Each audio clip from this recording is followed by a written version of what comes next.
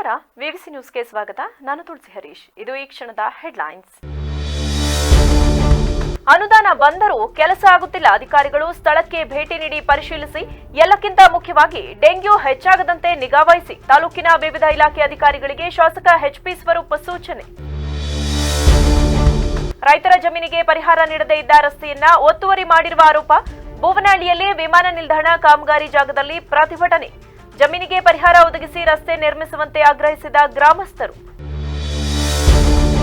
ಜನಸ್ಪಂದನ ಸಭೆ ಅಧಿಕಾರಿಗಳ ನಡವಳಿಕೆಯನ್ನು ಅನಾವರಣ ಮಾಡುವ ಉತ್ತಮ ವೇದಿಕೆಯಾಗಿದೆ. ಸಭೆಯಲ್ಲಿ 90% ಸಮಸ್ಯೆಗಳನ್ನ ಸ್ಥಳದಲ್ಲೇ ಬಗೆಹರಿಸಲಾಗುವುದರಿಂದ ಸಾರ್ವಜನಿಕರಿಗೆ ಸಹಾಯಕವಾಗಿದೆ. ಜಿಲ್ಲಾಧಿಕಾರಿ ಸಿ ಸತ್ಯಭಾಮ ಹೇಳಿಕೆ. ಮುಖ್ಯಮಂತ್ರಿ ಸಿದ್ದರಾಮಯ್ಯ ಅವರನ್ನ ರಾಜಕೀಯವಾಗಿ ಮುಗಿಸಲು ವಿರೋಧ ಪಕ್ಷಗಳು ಸತತ ಕುತಂತ್ರ ನಡೆಸುತ್ತಿವೆ ಎಂದು ವಿಧಾನ ಪರಿಷತ್ ಸದಸ್ಯ ಯತೀಂದ್ರ ಸಿದ್ದರಾಮಯ್ಯ ಆರೋಪಿಸಿದರು. ಹೊಳೆನರಸೀಪುರ ಪಟ್ಟಣದ ಕನಕ ಭವನದ ಮುಂಭಾಗ ತಾಲೂಕು ಕುರುಬ ಸಂಘಟನೆಗಳು ಮತ್ತು ಅಹಿಂದ ಸಂಘಟನೆಗಳು ಶುಕ್ರವಾರ ಆಯೋಜಿಸಿದ್ದ ನೂತನವಾಗಿ ಲೋಕಸಭಾ ಹಾಗೂ ವಿಧಾನಸಭಾ ಕ್ಷೇತ್ರಗಳಲ್ಲಿ ಜಯಶೀಲರಾದ ಸದಸ್ಯರಿಗೆ ಸನ್ಮಾನ ಕಾರ್ಯಕ್ರಮಕ್ಕೆ ಚಾಲನೆ ನೀಡಿ ಮಾತನಾಡಿದ ಅವರು, ಜಾತಿ ವ್ಯವಸ್ಥೆ ಎಷ್ಟಿದೆ ಎಂದರೆ ಒಬ್ಬ ಹಿಂದುಳಿದ ವರ್ಗದವರು 2ನೇ ಬಾರಿ ಮುಖ್ಯಮಂತ್ರಿ ಆಗೋಕೆ ಆಗಿಲ್ಲ. ದೇವರಾಜ ಅರಸು ಅವರನ್ನ ಬಿಟ್ಟರೆ 2ನೇ ಬಾರಿ ಹಿಂದುಳಿದ ವರ್ಗದವರು ಮುಖ್ಯಮಂತ್ರಿ ಆದವರು ಎಂದರೆ ಅದು ಸಿದ್ದರಾಮಯ್ಯನವರು ಮಾತ್ರ.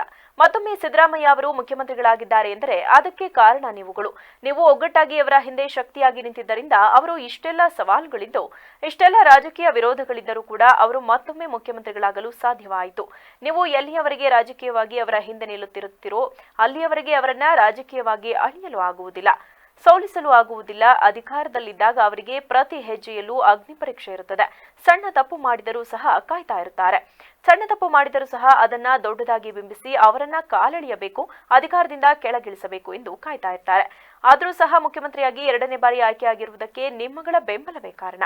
ಯಾರೇ ಎಷ್ಟು ಅಪಪ್ರಚಾರ ಮಾಡಿದರೂ ಸಹ ಅದಕ್ಕೆ ಕಿವಿ ಕೊಡಬೇಡಿ, ಅದನ್ನ ನಂಬಬೇಡಿ. ಅದರ ಬಗ್ಗೆ ಸಂಪೂರ್ಣ ಮಾಹಿತಿ ತಿಳಿದುಕೊಳ್ಳಿ, ನಿಮಗೆ ಗೊತ್ತಾಗುತ್ತೆ. ಸಿದ್ದರಾಮಯ್ಯ ಅವರು ಯಾವುದೇ ತಪ್ಪು ಮಾಡಿಲ್ಲ ಎಂದು ಸಿದ್ದರಾಮಯ್ಯ ಅವರು ಸಮಾಜದ ಕಟ್ಟ ಕಡೆಯ ವ್ಯಕ್ತಿ, ತುಳಿತಕ್ಕೆ ಒಳಗಾದ ವ್ಯಕ್ತಿ, ಶೋಷಣೆಗೆ ಒಳಗಾದ ವ್ಯಕ್ತಿಗೆ ಬೆಂಬಲ ನೀಡಿಕೊಂಡು ಸುಮಾರು 40 ವರ್ಷಗಳಿಂದ ರಾಜಕೀಯ ಮಾಡುತ್ತಿದ್ದಾರೆ.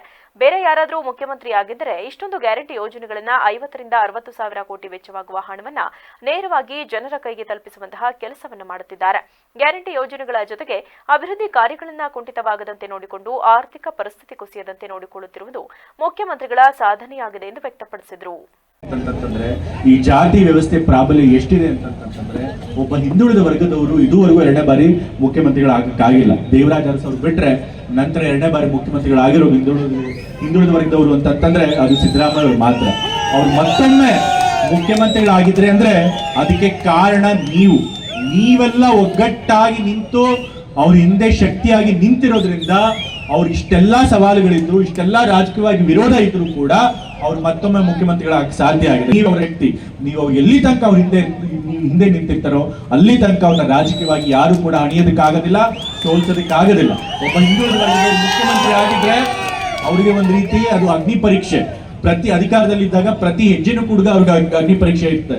ಒಂದು ಸಣ್ಣ ತಪ್ಪ ಮಾಡೋದನ್ನು ಕೂಡ ಪ್ರಬಲವಾಗಿದ್ದವರು ಕಾಯ್ತಾ ಇರ್ತಾರೆ, ನೋಡ್ತಾ ಇರ್ತಾರೆ, ಗಮನಿಸ್ತಾ ಇರ್ತಾರೆ.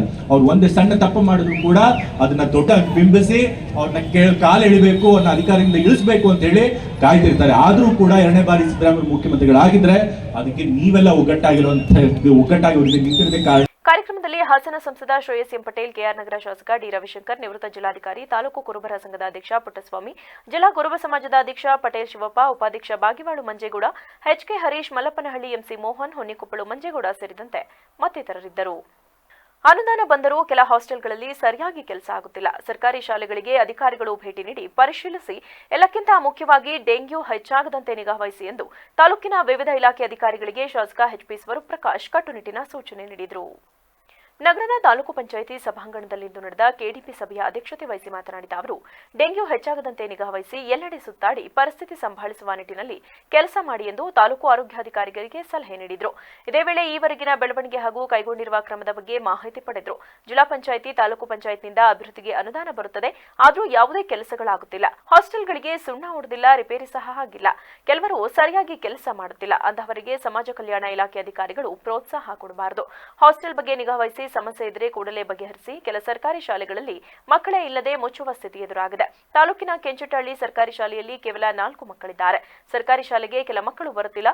ಕ್ಷೇತ್ರ ಶಿಕ್ಷಣ ಇಲಾಖೆ ಅಧಿಕಾರಿಗಳು ಸರ್ಕಾರಿ ಶಾಲೆಗಳಿಗೆ ಭೇಟಿ ನೀಡಿ ಪರಿಶೀಲಿಸಿ ಸೂಕ್ತ ಕ್ರಮ ಕೈಗೊಳ್ಳಿ ಎಂದು ಸಲಹೆ ನೀಡಿದರು.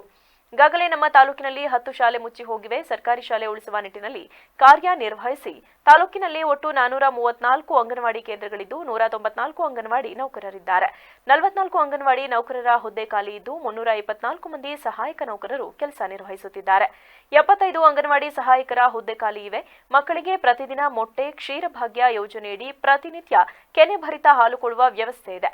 ಅಧಿಕಾರಿಗಳು ಜವಾಬ್ದಾರಿಯುತವಾಗಿ ಕೆಲಸ ಮಾಡಿ. ಸಭೆಯಲ್ಲಿದ್ದ ವಿವಿಧ ಅಧಿಕಾರಿಗಳಿಂದ ಕಾರ್ಯಚಟುವಟಿಕೆ ಬಗ್ಗೆ ಮಾಹಿತಿ ಪಡೆದ ಶಾಸಕರು ಸರಿಯಾಗಿ ಕರ್ತವ್ಯ ನಿರ್ವಹಿಸಿದ ಅಧಿಕಾರಿಗಳನ್ನ ತರಾಟೆಗೆ ತೆಗೆದುಕೊಂಡು ಮುಂದೆ ತಪ್ಪು ಮರುಕಳಿಸದಂತೆ ಗಮನ ಹರಿಸಿ ಎಂದರು.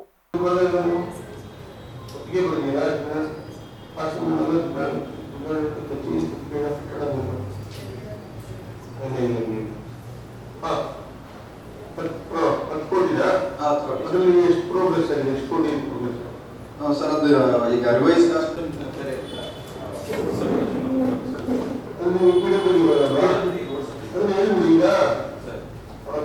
ಇನ್ಸ್ಪೆಕ್ಷನ್ ಮಾಡ್ತಾ ಇದ್ದೀರಾ? ಈಗ ಲೈಟ್ ಎಲ್ಲ ಹಾಕ್ತಿರಲ್ಲ, ಗಮನಕ್ಕೆ ಯಾವುದು ಅಂತ ಮಾಡ್ತಾ ಇರೋದ್ರಿಂದ ನಾವು ಪಬ್ಲಿಕ್ ಕಂಪ್ಲೇಂಟ್ಸ್ ತುಂಬಾ ರಿಸೀವ್ ಮಾಡ್ತಾ ಇದೀವಿ. ಕೆಲವು ಕಡೆ ಮೀಟರಿಂಗ್ ಆಗಿಲ್ಲ, ಕೇಬಲ್ ಕೂಡ ಸರಿಯಾಗಿ ಹಾಕಿಲ್ಲ ಸರ್. ಶಾರ್ಟ್ ಸರ್ಕ್ಯೂಟ್ ಆಗ್ತಾ ಇದೆ ಸಂತೆಪೇಟೆ ಎಲ್ಲ. ರೋಡ್ ಕ್ರಾಸಿಂಗ್ ಎಲ್ಲ ಬೈಕ್ ಹಾಕ್ಬಿಟ್ಟು ಕ್ರಾಸ್ ಮಾಡುವಾಗ ಹಂಗೆ ಕೇಬಲ್ ಏನ್ ಮಾಡಿದ್ದಾರೆ ಎಲ್ಲ ವಿಡಿಯೋಸ್ ಗೊತ್ತಿಲ್ಲ. ತಾವೆಲ್ಲ ಹೆಂಗ್ ಬಂದಿದ್ದಾರೆ ನೋಡಿ ಮೇಡಮ್, ಅದು ನ್ಯಾಯವಾದಿಗೆ ಮೀಟಿಂಗ್ಸ್ ಆಗಿತ್ತು. ಆ ಕೆಲಸ ನಡೆದಿಲ್ಲ ಇನ್ನು. ಕೆಲವು ಕಂಬ ಹಾಕಿದ್ರೆ ವೈರಿಂಗ್ ಮಾಡಿಲ್ಲ. ನೀವೆಲ್ಲ ಕಂಪ್ಲೀಟ್ ಮಾಡಿ ಹ್ಯಾಂಡ್ ಓವರ್ ಮಾಡ್ಬೇಕಲ್ಲ. ಏನ್ ಲಿಸ್ಟ್ ಕೊಡ್ಲಿ ಸರ್, ಅದು ಏನಂತ ನೋಡಿ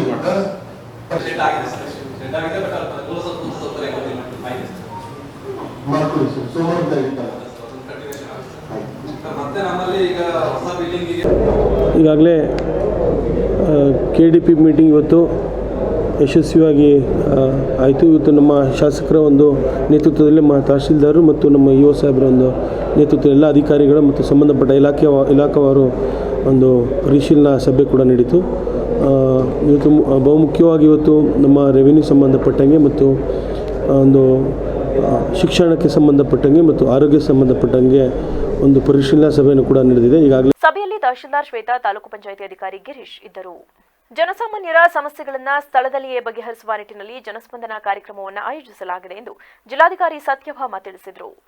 ಸಕಲೇಶಪುರ ಪಟ್ಟಣದ ಗುರುವೇಗೌಡ ಕಲ್ಯಾಣ ಮಂಟಪದಲ್ಲಿ ಜಿಲ್ಲಾಡಳಿತದ ವತಿಯಿಂದ ಆಯೋಜಿಸಲಾಗಿದ್ದ ಜನಸ್ಪಂದನ ಕಾರ್ಯಕ್ರಮವನ್ನು ಉದ್ದೇಶಿಸಿ ಮಾತನಾಡಿ, ಜನಸ್ಪಂದನ ಸಭೆಯಲ್ಲಿ ಅನಾವರಣಗೊಳ್ಳುತ್ತಿರುವ 90% ಸಮಸ್ಯೆಗಳನ್ನು ಸ್ಥಳದಲ್ಲೇ ಬಗೆಹರಿಸಲಾಗುವುದರಿಂದ ಸಭೆ ಸಾರ್ವಜನಿಕರಿಗೆ ಸಹಾಯಕವಾಗಿದೆ.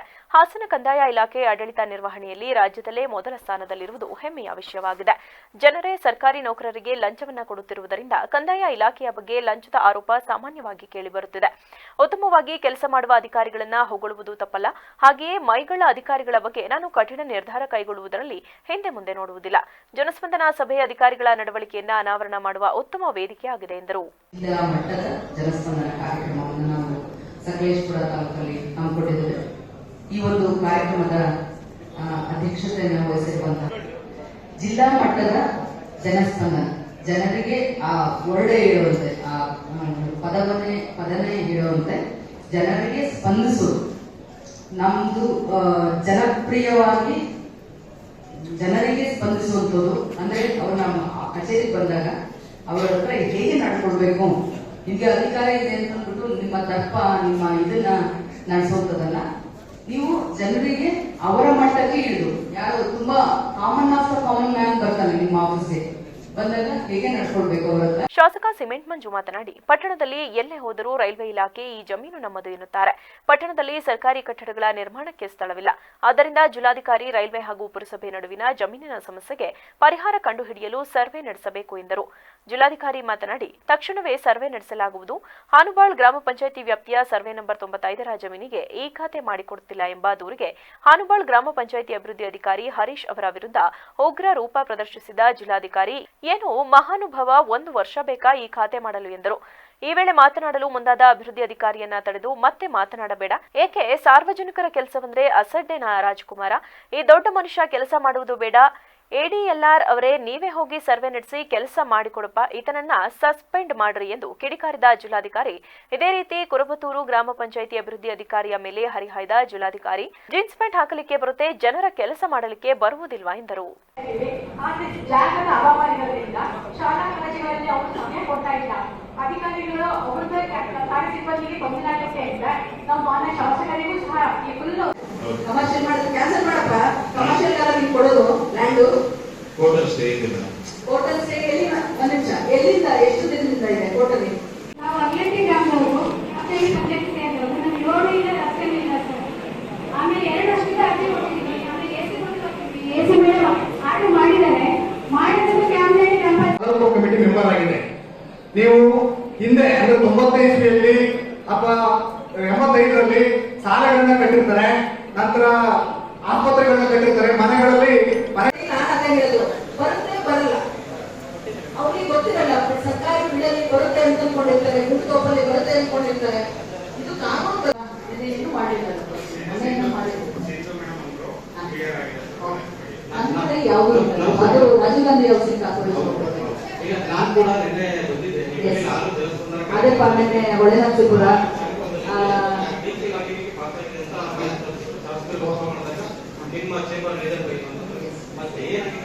ಸಭೆಯಲ್ಲಿ ಜಿಲ್ಲಾ ಪಂಚಾಯಿತಿ ಮುಖ್ಯ ಕಾರ್ಯದರ್ಶಿ ಪೂರ್ಣಿಮಾ, ಅಪರ ಜಿಲ್ಲಾಧಿಕಾರಿ ಶಾಂತಲಾ, ಜಿಲ್ಲಾ ಪೊಲೀಸ್ ವರಿಷ್ಠಾಧಿಕಾರಿ ಮೊಹಮ್ಮದ್ ಸುಜೀತಾ, ಜಿಲ್ಲಾ ಪಂಚಾಯಿತಿ ಉಪಕಾರ್ಯದರ್ಶಿ ಎಂಡಿ ಚಂದ್ರಶೇಖರ್, ಯೋಜನಾ ನಿರ್ದೇಶಕ ಜಗದೀಶ್ ಸೇರಿದಂತೆ ಮುಂತಾದವರಿದ್ದರು. ರೈತರ ಜಮೀನಿಗೆ ಪರಿಹಾರ ನೀಡದ ಹಾಗೂ ಸುತ್ತಮುತ್ತಲ ಗ್ರಾಮಗಳಿಗೆ ಸಂಪರ್ಕ ಕಲ್ಪಿಸಲು ಈ ಹಿಂದೆ ಇದ್ದ ರಸ್ತೆಯನ್ನ ಒತ್ತುವರಿ ಮಾಡಿ ಕಾಂಪೌಂಡ್ ಹಾಕಲಾಗಿದೆ ಎಂದು ಆರೋಪಿಸಿ ನಗರದ ಹೊರವಲಯದ ಭುವನಹಳ್ಳಿಯಲ್ಲಿ ನಡೆಯುತ್ತಿರುವ ವಿಮಾನ ನಿಲ್ದಾಣ ಕಾಮಗಾರಿ ಜಾಗದಲ್ಲಿ ಗ್ರಾಮಸ್ಥರು ಪ್ರತಿಭಟನೆ ನಡೆಸಿದರು. ವಿಮಾನ ನಿಲ್ದಾಣದ ಬಳಿ ಜಮಾಯಿಸಿದ ಪ್ರತಿಭಟನಾಕಾರರು ಕೆಐಎಡಿಬಿ ಹಾಗೂ ಸರ್ಕಾರದ ವಿರುದ್ಧ ಘೋಷಣೆ ಕೂಗಿ ತಮ್ಮ ಆಕ್ರೋಶ ವ್ಯಕ್ತಪಡಿಸಿದರು. ಭೂಮಿ ಕಳೆದುಕೊಂಡ ರೈತರಿಗೆ ಪರಿಹಾರ ಹಾಗೂ ಒತ್ತುವರಿ ಮಾಡಿರುವ ರಸ್ತೆ ಬಿಟ್ಟುಕೊಡದೇ ಇದ್ರೆ ಕೆಲಸ ಮಾಡಲು ಬಿಡುವುದಿಲ್ಲ. ಈ ಪ್ರದೇಶದಲ್ಲಿ ಭುವನಹಳ್ಳಿ, ಲಕ್ಷ್ಮೀಸಾಗರ, ಎಸ್ ದ್ಯಾವಲಾಪುರ, ಜಿ ಮೈಲನಹಳ್ಳಿ, ತಂಡೆಹಳ್ಳಿ ಗ್ರಾಮಗಳಿಗೆ ಸಂಪರ್ಕ ಕಲ್ಪಿಸುವ ರಸ್ತೆ ಇದಾಗಿದ್ದು, ಈ ಹಿಂದೆ ಇದ್ದ ಹಳೆ ರಸ್ತೆಯನ್ನ ಒತ್ತುವರಿ ಮಾಡಿ ಕಾಂಪೌಂಡ್ ಹಾಕಲಾಗಿದೆ. ಇದೀಗ ಗ್ರಾಮಸ್ಥರಿಗೆ ತುಂಬಾ ಅನಾನುಕೂಲವಾಗಿದೆ ಎಂದು ತಮ್ಮ ಅಳಲು ತೋಡಿಕೊಂಡರು. ಈಗಾಗಲೇ ಜಿಲ್ಲಾಡಳಿತ ಹಾಗೂ ರಾಜ್ಯ ಸರ್ಕಾರಕ್ಕೂ ಮನವಿ ಸಲ್ಲಿಸಿದ್ದು, ಈವರೆಗೆ ರೈತರ ಪರವಾಗಿ ಕೆಲಸ ಮಾಡುವಲ್ಲಿ ಸರ್ಕಾರ ವಿಫಲವಾಗಿದೆ. ಕೂಡಲೇ ಈ ಬಗ್ಗೆ ಗಮನ ಹರಿಸಿ ನಮ್ಮ ಸಮಸ್ಯೆ ಬಗೆಹರಿಸದಿದ್ದರೆ ಮುಂದಿನ ದಿನಗಳಲ್ಲಿ ಉಗ್ರ ಹೋರಾಟ ನಡೆಸಲಾಗುವುದು. ಸರ್ಕಾರ ತುರ್ತಾಗಿ ಭೂಮಾಲೀಕರಿಗೆ ಪರಿಹಾರ ನೀಡಬೇಕು ಹಾಗೂ ಸಂಪರ್ಕ ರಸ್ತೆ ನಿರ್ವಹಣೆ ಮಾಡಿ ಸುತ್ತಮುತ್ತಲ ಗ್ರಾಮಸ್ಥರಿಗೆ ಅನುಕೂಲ ಕಲ್ಪಿಸಬೇಕು. ಇಲ್ಲವಾದರೆ ಮುಂದಿನ ದಿನಗಳಲ್ಲಿ ವಿಮಾನ ನಿಲ್ದಾಣದ ಕಾಮಗಾರಿ ಸ್ಥಳದಲ್ಲೇ ಗುಡಿಸಲು ನಿರ್ಮಿಸಿ ಪ್ರತಿಭಟನೆ ಮುಂದುವರಿಸುವ ಮೂಲಕ ಕಾಮಗಾರಿ ನಡೆಸಲು ಬಿಡುವುದಿಲ್ಲ ಎಂದು ಎಚ್ಚರಿಸಿದರು. ಇವತ್ತು ಈ ಒಂದು ವಿಮಾನ ನಿಲ್ದಾಣ ಏನು ನಡೀತಾ ಇದೆ ಕಾರ್ಯ, ಇದರಲ್ಲಿ ಭಾರಿ ರೈತರಿಗೆ ಅನ್ಯಾಯ ಮೋಸ ಆಗ್ತಾಯಿದೆ. ಏನಕ್ಕೆ ಅಂತ ಅಂದರೆ ಇವತ್ತು ದುಡ್ಡನ್ನು ಕೊಡದಲೇ ರೈತರಿಗೆ ಎಂಥದ್ದು ಲಕ್ಷ್ಮೀಸಾಗರ ಮತ್ತು ದ್ಯಾವಲಾಪುರ, ಭೂನಹಳ್ಳಿ, ತಂಡಹಳ್ಳಿ ಸುತ್ತ ಜಮೀನುಗಳಿಗೆ ನಮ್ಮ ಭೂನಹಳ್ಳಿಯವರಿಗೆ ಒಂದೊಂದು ಎಕರೆಗೆ ದುಡ್ಡನ್ನು ಕೊಡದಲ್ಲ ಕಾಂಪೌಂಡ್ ಹಾಕಿದ್ದಾರೆ. ದೌರ್ಜನ್ಯದಲ್ಲಿ ಯಾರು ನೋಡಕ್ಕೆ ಹೋಗಲ್ಲ, ಕೇಳಕ್ಕೆ ಹೋಗಲ್ಲ ಅಂತೇಳಿ ಅವ್ರು ಏನು ಮಾಡಬೇಕು, ದುರಸ್ತಿನೂ ಮಾಡಿಲ್ಲ, ಕಾಂಪೌಂಡ್ ಹಾಕ್ಕೊಂಡು ಹೋಗಿದ್ದಾರೆ. ಆಮೇಲೆ ರಸ್ತೆ ಸಂಪರ್ಕ ಇವ್ರು ಕಾಂಪೌಂಡ್ ಹಾಕ್ಕೊಂಡು ಹೋದ್ಮೇಲೆ ನಾವು ಉಳಿದಿರೋ ಜಮೀನು ರೈತರು ಎಲ್ಲಿಂದ ಹೋಗೋದು? ಅದನ್ನು ಯಾರು ಕೇಳ್ತಾ ಇರೋದು? DC ಅವ್ರಿಗೆ 1.5 ವರ್ಷ ಹಿಂದೆ ಮೆಮೊರಂಡಮ್ ಕೊಟ್ಟು ಬಂದಿದ್ದೀವಿ. ಮಾನ್ಯ ಅಲ್ಲಿ ಶಾಸಕರ ಸಮೇತ ಸ್ವಾಮಿಗೌಡರು ಎಲ್ಲ ಊರು ಮುಖಂಡರೆಲ್ಲ ಹೋಗಿ ಮೆಮೊರಂಡಮ್ ಕೊಟ್ಟು ಬಂದಿದ್ದೀವಿ. ಇನ್ನು 6 ತಿಂಗಳೊಳಗೆ ಜಮೀನು ಅಕ್ವೈರ್ ಮಾಡಿ ರೋಡ್ ಮಾಡಿಕೊಡ್ತೀವಿ ಅಂತ DC ಅವರು ಒಪ್ಕೊಂಡಿದ್ದಾರೆ. ಎಲ್ಲಿಗೆ ಹೋದ್ರು ಅವರು? ಎಲ್ಲಿದ್ದಾರೆ? ಯಾರ ಹತ್ರ ಹೇಳೋಣ ನಾವು ರೈತರ ಸಂಕಷ್ಟನ? ಯಾವ ಉಸ್ತುವಾರಿ ಸಚಿವರು ಬಂದು ಪ್ರತಿಭಟನೆಯಲ್ಲಿ ತಾಲೂಕು ಪಂಚಾಯಿತಿ ಮಾಜಿ ಸದಸ್ಯ ಜಯರಾಮ್, ಗ್ರಾಮ ಪಂಚಾಯಿತಿ ಮಾಜಿ ಅಧ್ಯಕ್ಷ ಕರಿಯಯ್ಯ, ತುಳಸಿರಾಮ್, ಮಲ್ಲೇಶ್, ವಿಶ್ವನಾಥ್, ಲಕ್ಷ್ಮಣ್, ದಿನೇಶ್, ಮನು, ಶಿವರಾಮ್, ದಿನೇಶ್, ಮನು ಹಾಗೂ ಸುತ್ತಮುತ್ತಲ ಗ್ರಾಮಸ್ಥರಿದ್ದರು. ಮಂಡ್ಯದಲ್ಲಿ ನೂತನ ಕೃಷಿ ವಿವಿ ಸ್ಥಾಪಿಸಿ ಹಾಲಿ ಬೆಂಗಳೂರು ವಿವಿ ವ್ಯಾಪ್ತಿಯಲ್ಲಿರುವ ಹಾಸನ ಕೃಷಿ ಕಾಲೇಜು ಹಾಗೂ ಸಂಶೋಧನಾ ಕೇಂದ್ರಗಳನ್ನು ಹೊಸ ವಿವಿಗೆ ಸೇರಿಸಲು ಪ್ರಯತ್ನ ನಡೆಸುತ್ತಿದ್ದು, ಈ ಚಿಂತನೆ ಕೈಬಿಡಬೇಕು ಎಂದು ಜಿಲ್ಲಾ ಬಿಜೆಪಿ ರೈತ ಮೋರ್ಚಾ ಒತ್ತಾಯಿಸಿದೆ. ಈ ಸಂಬಂಧ ಹಾಸನದಲ್ಲಿಂದು ಪತ್ರಿಕಾಗೋಷ್ಠಿಯಲ್ಲಿ ಮಾತನಾಡಿದ ಜಿಲ್ಲಾಧ್ಯಕ್ಷ BH ನಾರಾಯಣಗೌಡ, ರಾಜ್ಯ ಸರ್ಕಾರದ ಈ ನಡೆಗೆ ನಮ್ಮ ಜಿಲ್ಲೆಯ ಜನಪ್ರತಿನಿಧಿಗಳು ಯಾವುದೇ ಕಾರಣಕ್ಕೂ ಅವಕಾಶ ಕೊಡದೆ ಹೋರಾಟ ಮಾಡಬೇಕು. 1964ರಲ್ಲಿ ಸ್ಥಾಪನೆಯಾದ ಬೆಂಗಳೂರು ವಿವಿ ವಿಶ್ವ ಪ್ರಸಿದ್ಧಿ ಪಡೆದಿದೆ, ತನ್ನದೇ ಇತಿಹಾಸ ಹೊಂದಿದೆ. ಈ ಕಾಲೇಜು ವ್ಯಾಪ್ತಿಯಲ್ಲಿ ಹಾಸನ ಕೃಷಿ ಕಾಲೇಜು ಇರಬೇಕು. ನಮ್ಮ ಜಿಲ್ಲೆಯ ಕಾಲೇಜು ರಾಷ್ಟ್ರೀಯ ಹೆದ್ದಾರಿ 75ರಲ್ಲಿದ್ದು ಸಾರಿಗೆ ಸಂಚಾರ, ಮೂಲಭೂತ ಸೌಲಭ್ಯ ಎಲ್ಲವೂ ಇದೆ. ಮಂಡ್ಯಕ್ಕೆ ಸೇರಿಸಿದರೆ ವಿದ್ಯಾರ್ಥಿಗಳು ನಾನಾ ರೀತಿಯ ತೊಂದರೆ ಅನುಭವಿಸಬೇಕಾಗುತ್ತದೆ. ಮೊದಲೇ ಆರ್ಥಿಕ ಮುಗ್ಗಟ್ಟು ಎದುರಿಸುತ್ತಿರುವ ಕಾಂಗ್ರೆಸ್ ಸರ್ಕಾರದಲ್ಲಿ ನೌಕರರಿಗೆ ಸಂಬಳ ಹಾಗೂ ಪಿಂಚಣಿ ಕೊಡಲು ಅನುದಾನ ಇಲ್ಲ. ಅಂತಹದರಲ್ಲಿ 289 ಕೋಟಿ ರು ವೆಚ್ಚದಲ್ಲಿ ನೂತನ ಕೃಷಿ ವಿವಿ ಆರಂಭಿಸುವ ಬದಲು ಹಾಸನ ಕೃಷಿ ಕಾಲೇಜನ್ನೇ ವಿವಿಯಾಗಿ ಮೇಲ್ದರ್ಜೆಗೆ ಏರಿಸಲಿ.